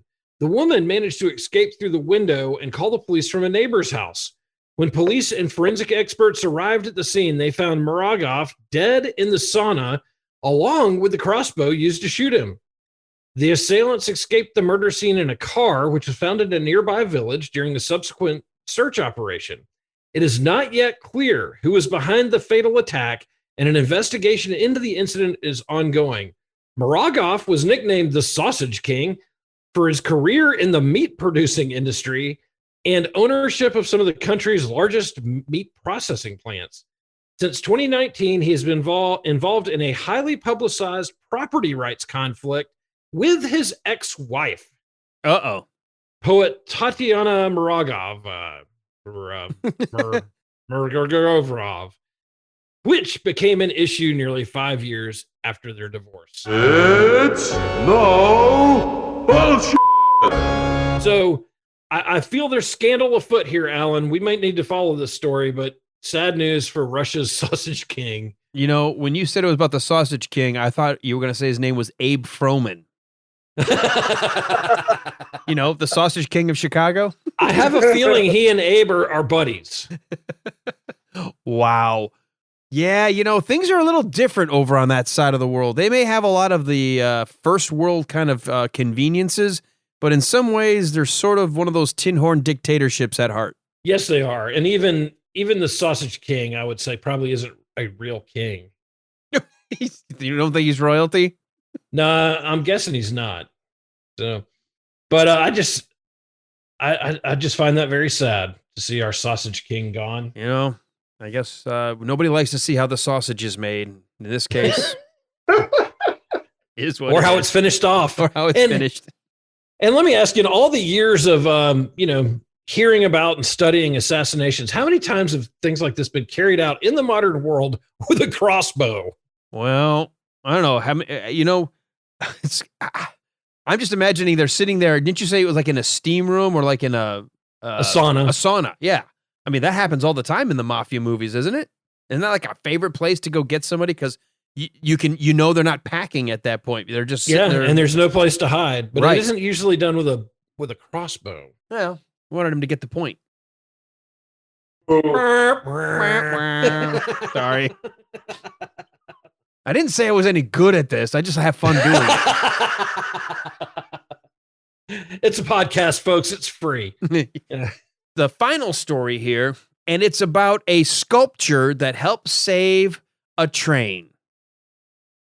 Transportation officials in the Netherlands said no one was injured when a subway train crashed through a barrier and would have normally leapt off the barrier 30 feet down to the ground, but the sculpture of a giant whale's tail was there to actually catch the train. Oh my God. The transport operator in the city of Rotterdam said the subway train jumped the tracks and crashed through the buffers as it approached the De Ecker station. Officials said the train would have crashed to the ground 30 feet below if it hadn't landed on top of one of the two whale sculptures next to the tracks. And these are huge. They're obviously 30 feet tall. The sculpture is appropriately named Saved by the Whale's Tail. The company said the operator was the only person on board the train at the time of the crash, and he was not injured.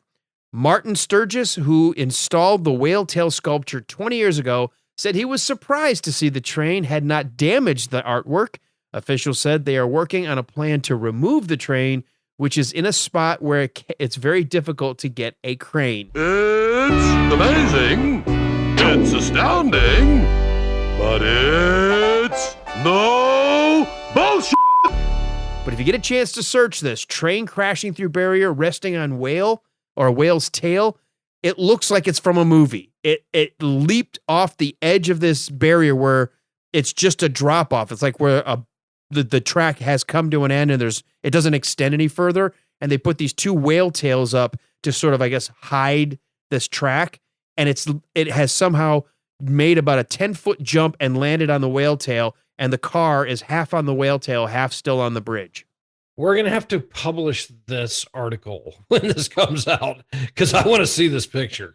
Well, do a Google search. You do that normally when we're playing on the podcast anyway. Yeah, I've been a little too busy to do that tonight. Well, good. Well, we've been enwrapped with our guest. Yeah, absolutely. All right. Well, we'll bring the guest back in on this too because we're going to get to our final segment, our entertainment segment. This is where we like to go through what we're watching, then what we're reading, and then we wrap up with what we're listening to. So let's go first around the horn with either what we're watching or streaming. And Walt, we'll start with you. What are the shows that you might recommend or maybe not recommend to the listening audience? Well, this week, let's see. Do I want to recommend or not recommend? Yeah, I would say I'm kind of getting some good viewing in. I'm still kind of stuck on Halt and Catch Fire. Got a little slowed down with that one, but you know what? Dropped Friday. I was going to talk about it, but you can start. Well, I will. Yeah, I'll start and light the fire. So the Mandalorian season 2, episode 1 dropped on Friday, and I am absolutely blown away by that show. And I'm wondering why this team isn't in charge of the whole Star Wars universe right now. And I think you and I have talked a little bit about it, but you were the one who mentioned that it really has become a full-blown Western. And I'm loving it. I am so entertained by it. I love that this is part of the Star Wars universe, and I cannot wait until Friday. Yeah, I was going to talk about it then, so I'll just mention it as my turn comes around because we're going to go to Kyle next. But yeah, I got the feel. It had the Western feel already in season 1, but if there was any doubt whatsoever that that's sort of the motif driving the story behind the scenes, watching episode 1 of season 2 removes all doubt. I mean, everything from a slow walk into town, but instead of on a horse, you're on a speeder bike, watching kind of the tufts of the sand of the desert kind of blow by as you're in this little village in Tatooine. The guy that has Boba Fett's armor, spoiler alert, isn't Boba Fett, but played by Timothy Oliphant from Justified and from Deadwood. I mean, he perfectly cast I mean, it's Timothy Olyphant playing Timothy Olyphant, but it works. Just fantastic. And yeah, I got to give it 2 thumbs up. I love this creative team. I thought, there were a couple of maybe not as strong episodes in the first season, but all in all, I was so thrilled that we had a Star Wars weekly show that actually was treating it well and making it entertaining and enjoyable, that I was so happy to see season 2 kick off on the right foot. Yeah, absolutely. And then I have already started late this weekend, and I'll continue for the next few days, but watching some James Bond, because we lost James Bond over the weekend. And that was I don't get shocked or whatever too often by the death of a celebrity, but this one was kind of a rough one because, he was James Bond. And so that was tough. So I'll be watching some James Bond movies the next couple of days and remembering one of the great actors of all time, I think, even though he probably doesn't get credit for some of his other work. But Sean Connery left us at age 90 this week, and I was watching some of Hunt for Red October and some of that over the weekend. He was a great one, and when that news hit, it left me shaken but not stirred. Oh man, you are not on fire tonight. Look, I'm editing it, okay? So I can fix this later. I'll fix it in post. I don't know that you can fix it. You can fix it in post. There you go. All right. Anything else you're watching? Anything that you want to recommend? No, that's probably it for this week.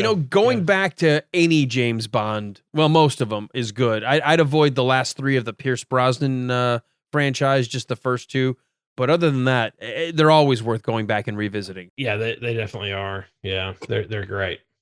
All right, Kyle, I'm going to head over to you. What are you watching? What would you recommend? What's on the television dial-up or the DVR in your house? Well, I wanted to mention, by the way, on The Mandalorian, there's an old Japanese comic book series called Lone Wolf and Cub. Yes, and it was redone, or I don't know if it was redone, or I got them. I was collecting them for a long time with the Frank Miller covers. Yep. So that's what Mandalorian strikes me as, because it's that same kind of thing. But the Western feel too. It all fits. I guess let's see. I just finished watching The Boys season 2, and I thought that was brilliant. For those of you who haven't watched it, it's a superhero, kind of an alternate universe where the Superman character is kind of going to be the bad guy, and I just think it's really well put together, and I thought that was excellent. Yeah, I love that. I love that the whole concept of, if we had real superheroes that had these powers, would they really be altruistic, or would they be real shitbags? So I love it. And plus it has some elements of there was a limited Marvel series years ago called Marvels, which was the story of the Marvel superheroes from the eyes of a photographer. And I like that you get that kind of feel to it with The Boys, because you see the real chaos that they create to the rest of the people. Mm-hmm. People dying all over the place. Oh, they're just collateral damage. So I think that's very clever. I've mentioned this before when it started kicking back in. And Walt, I don't know if you've gone in back to watch any of season 1, but I said, if you don't find yourself just jaw dropped after about the first 5 minutes, there's one particular event that your mind, you don't realize what you're watching. And then when you realize what it is, you can't imagine you just watched it. It hooked me from that very moment. And I'm saying it vague. Well, that is one that I've got to start. I've got people recommending that all the time to me. I've really got to get that one started. I'm saying it vague on purpose because I don't want to ruin the joy of watching the opening, 5-10 minutes of the first episode. Just go, if you only watch the first 10 minutes, I want to hear about it right away if it hooked you. Yeah, I'll start it tomorrow and I'll let you know. What are you doing tonight? I'm going home and collapsing after this. All right, Kyle, The Boys season 2. What else you got on? I just had a fan of mine tell me to start watching Evil. They said, this is what we imagine your life is like, Kyle. And Evil is a series about a woman who is a psychiatrist type person who is used as an expert witness in the courts to prove people are sane, basically, or not sane, to stand trial. And she gets recruited to work for the Catholic Church in assessing, initially in assessing demonic possession cases. And so I like the way that they've presented it.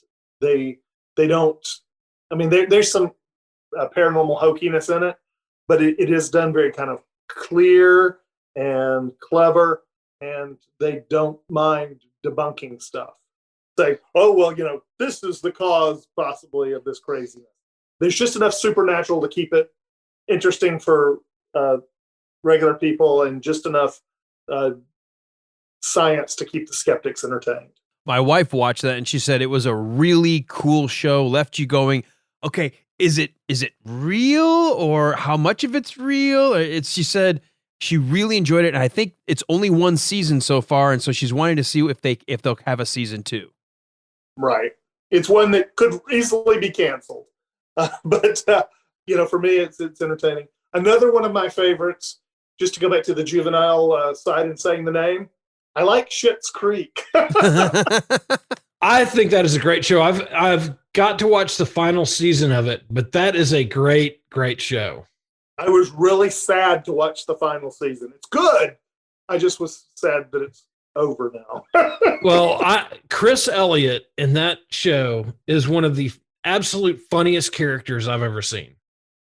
So he really makes that show. And the last hidden gem that I only recently stumbled on, that apparently everybody else knew about, the Trailer Park Boys. I don't know if you've ever seen that Canadian series. Yes.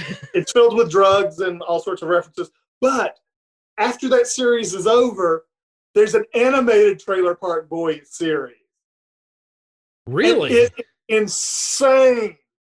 So if you like the Trailer Park Boys, this carries it up a notch. So it's worth checking out. I think it's also on Netflix. Man, there's just so much to watch. I don't have enough time. I know. That's a crazy thing. And now I got to read Kyle's books, and I just don't have time for all this. Well, you know what? There's the winter's coming. We're going to take our break at the end of the year. We'll have a few weeks off. We'll be able to find time to get all caught up. We'll just binge. Okay, Ned Stark. Yeah. Right. Winter is coming. For me, I'll make this quick since I already commented on it. Mandalorian, saw that as soon as episode 1 of season 2 dropped. Watched it. Absolutely loved it. I'm going to go back and rewatch it. I did that with season 1. I try to watch them all at least twice, because the first time you're just taking it all in. The second time you're kind of watching to see if you've missed anything. It's the best Star Wars on right now. It's the only thing worth watching Star Wars wise. I know Disney has all the movies out there. There's only worth streaming the Rogue One, which is fantastic. That's the only prequel worth watching. Then the original trilogy, and then that's it. I don't even the new ones. They're okay. They're bubblegum candy fluff kind of movies, but they're not really all that good. The Last Jedi to me was the only movie to try to tell you something like daring and take it in a new direction. And then all the fanboys went vomited all over it, and so they try to make it up to us with the last one and gave us just a steaming pile of fanboy crap. So I didn't care for the new trilogy. They're at least better than the prequels. But the Mandalorian, hands down, the best Star Wars stuff going on. And I agree with you, Walt. This creative team with Jon Favreau at the head, obviously coming out of the Marvel Cinematic Universe, knows how to craft a world and still tell stories through that world. And I think it's awesome. And I'm still going through Star Trek. I am almost finished with season 6, The Next Generation. I just got to the episode where Deep Space Nine was coming out at the same time. And so as a crossover, the ship had docked at Deep Space Nine, and Data discovered he had dreams that were layered somewhere deep in his programming. And it was a really cool episode. So I got to the very first crossover of those two shows. That's it. That's all I've been watching. I've been so busy with news we're going to get to with the reading that I haven't had time to watch a whole lot. So let's go to the reading section. We go back up to Walt, and you may or may not have anything worth recommending book-wise, magazine, e-mag, anything like that? Well, there's a book I actually just got, and it's no secret I'm a big hockey fan. And if you know hockey, you know that in 1980, the U.S. Olympic hockey team pulled off A miracle on an ice. amazing miracle. And Mike Eruzione was the captain of that team. He just came out with a book called Making of a Miracle. And I just got that in the mail today. So that is now in my stack of books to read. Mike is from everything I've heard of him, great guy. And everybody on that team loves him. So I'm sure it's a great book, great insight. So I'm looking forward to that. And the second thing is a friend of mine actually recommended this to me. So I'm going to have to order it and put it in my stack. But it's called Silver Screen Fiend by Patton Oswald. And if you know Patton, he's a stand-up. He's an actor. He's on a great show right now called AP Bio, which is available on the NBC app, I believe, one of the apps, Peacock app or something. But this is apparently him explaining what it was like to be a stand-up and be into all these old movies and these classical movies and kind of break all those down. So it looks like a really good book. Like I said, a friend of mine recommended it and said, hey, tell your audience this is a great one. And so I've added that to my wish list on Amazon. That'll be one of the Excellent. Kyle, you've got a lot of books you want everybody to read, but what do you read? What's on your reading list right now? I do a lot of research type reading, but one of my guilty pleasures, I love reading books by sociologist Jared Diamond. And he wrote the Gun, Germs, and Steel book many years ago that talked about how those elements change society. And then he wrote Collapse, which is the book on how societies choose to fail. And he had a new book come out called Upheaval. And it's looking at how 6 different countries have survived dramatic upheavals in them. For example, like Japan, when it was forced to open after Commodore Perry arrived. Those simple arrival of Perry and how that transformed the Japanese society. It also looks at things like Germany after World War II and how Germany was forced by its own circumstances to radically redesign itself. So that's my quote-unquote fun reading. Who is that again? Can you give these? His name is Jared Diamond, Diamond. He's brilliant. He really is. He's written a ton of books, and they're all just really fascinating. Another really good book that I stumbled across, a lady by the name of Mary Roach. Who's got the dog that's like, who's not paying attention to me? That's me. I had left her outside. And she was starting to knock things over. No, that's fine. No, we're all dog lovers. I was just like, I could tell. I'm like, oh, someone's like, Dad, you've been talking to that computer forever. She's my 13-year-old, 13-month-old, 165-pound English Jeez, Mastiff. that's huge. Oh, wow. Yeah. So when she wants in, you can't quite deny her usually. That's awesome. That's a massive dog. That is hilarious. All right. So the Gun, Germs and Steel you mentioned, Upheaval. That's one you're reading now. What else? The author named Mary Roach. And Mary is a science writer. And she's written some of the most brilliant books you will ever read. A good example of them, one of them is called Stiff, Stiff. And it's a look at different kind of funeral or ideas surrounding death. Everything from the death farms in Tennessee and Kentucky, where they put the bodies outside to see how they. Oh yeah.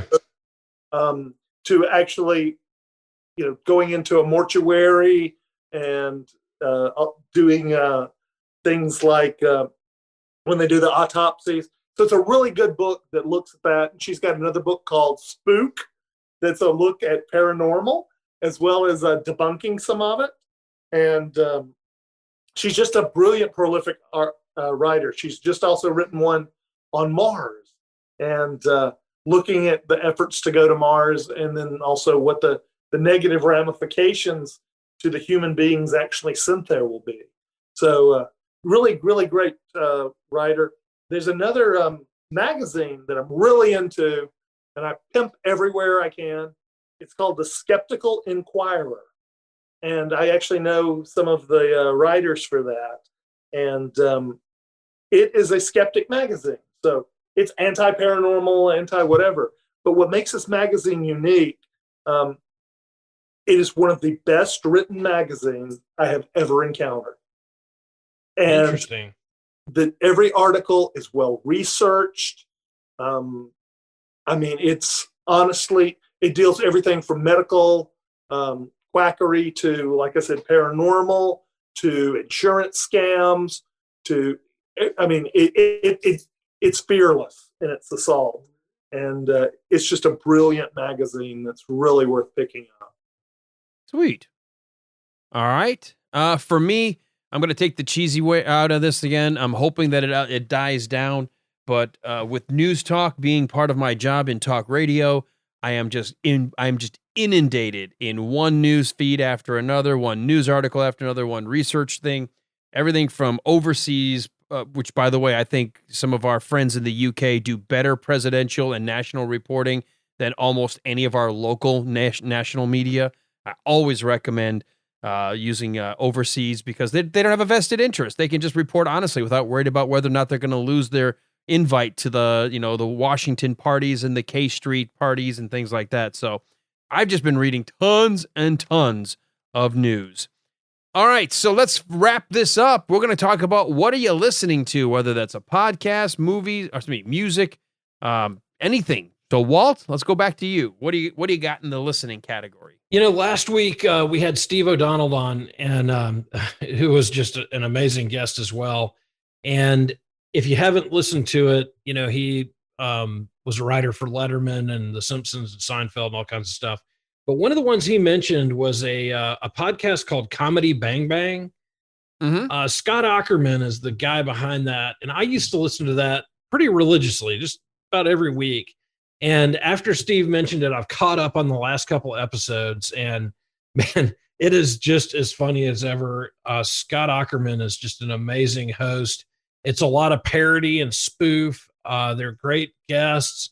So if you haven't checked out Comedy Bang Bang, I'd echo what Steve said last week and check that out.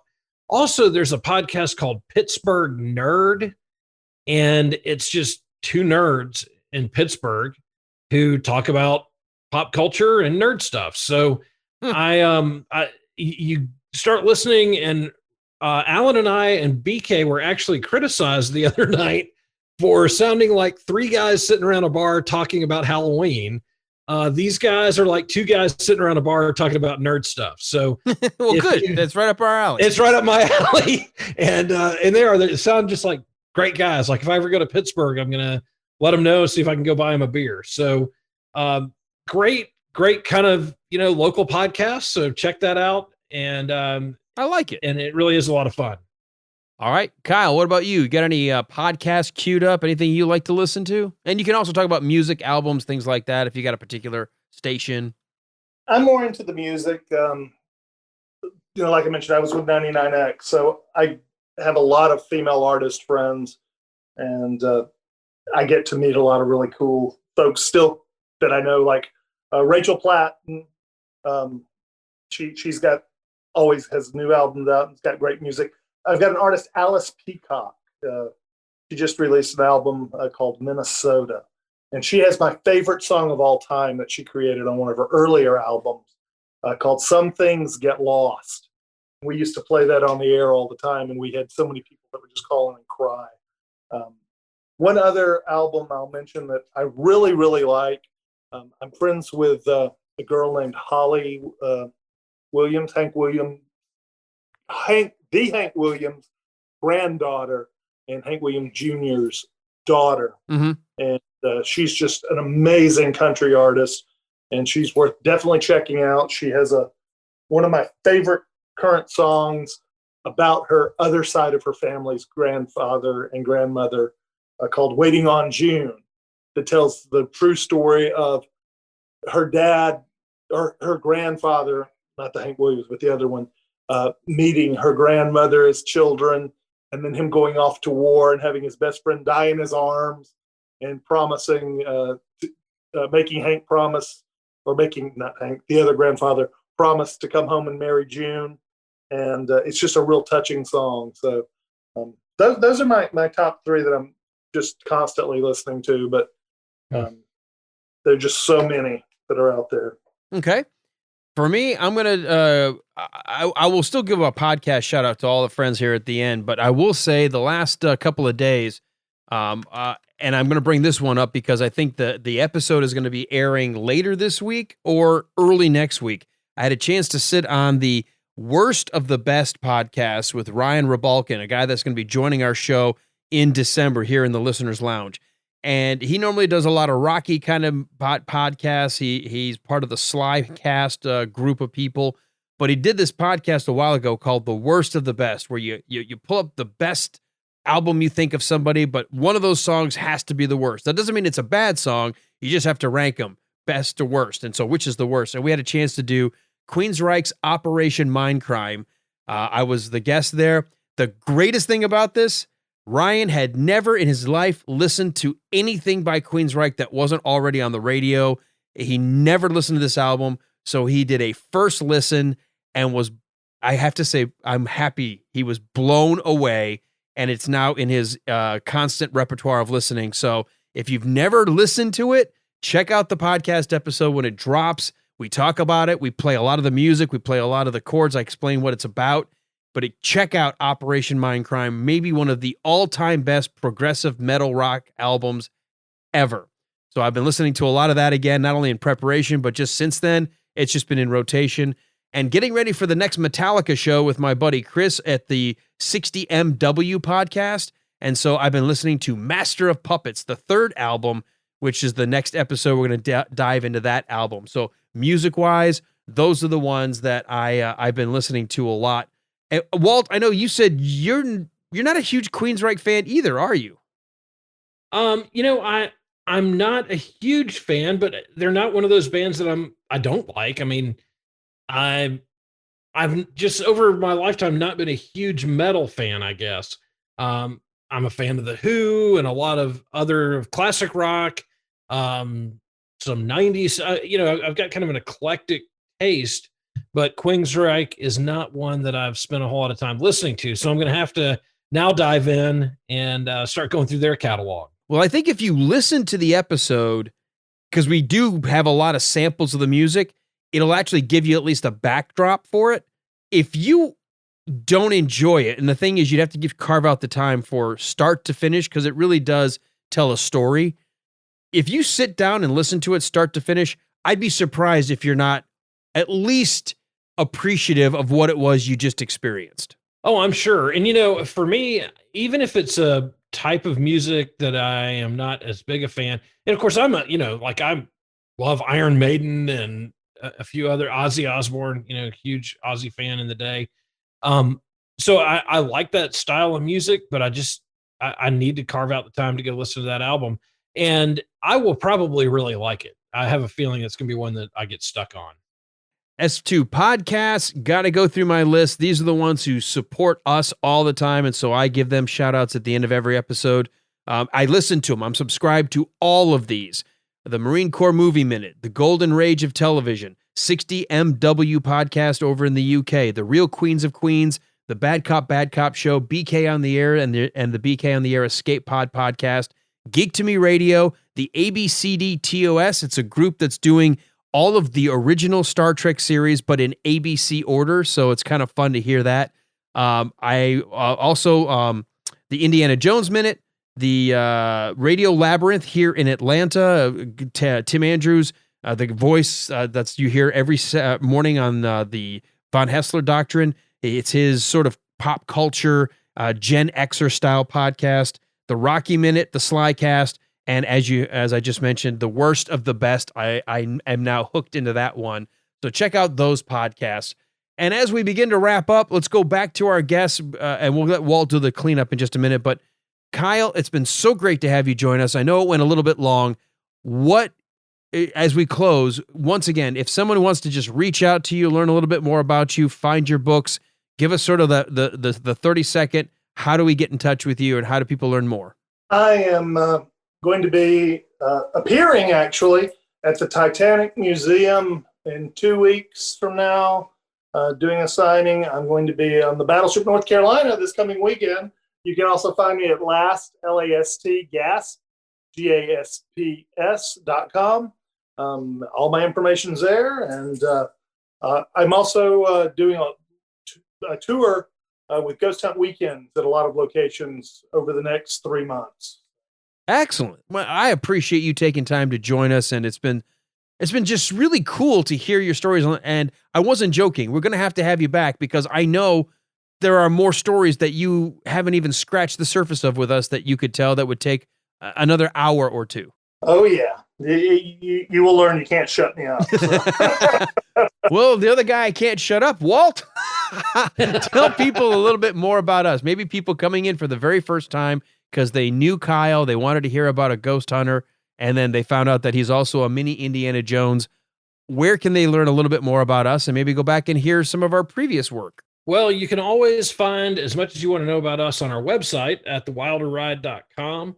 We have a list of all our episodes. Our first 2 seasons, we, of course, broke down the great Young Frankenstein, and in season 2, Blazing Saddles, 1 minute at a time. And then this season, we've brought in interesting people like Kyle, who we wanted to hear from, and have done interviews with them. So check out that list of past guests. You'll definitely want to check them out. Even people you've never heard of, never had any reason to hear of, you want to hear their life stories. And there are some amazing folks we've run across this year.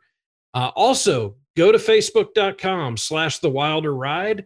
Follow us there, and then a button's going to pop up to join our listeners group. Our listeners group is just all entertainment, stuff about our show, stuff about Gene Wilder and movies and The Mandalorian and whatever else you want to talk about. No politics, no religion, no nothing. We kind of try to guard the ship a lot there, make sure we don't get down those trails. And it's just a good place to get away from everything. I know during the election tomorrow, that's where I'll be spending most of my time, not checking the news every 13 seconds like everybody else. And just a fun place to play around. So join us there again, thewilderride.com or facebook.com/thewilderride.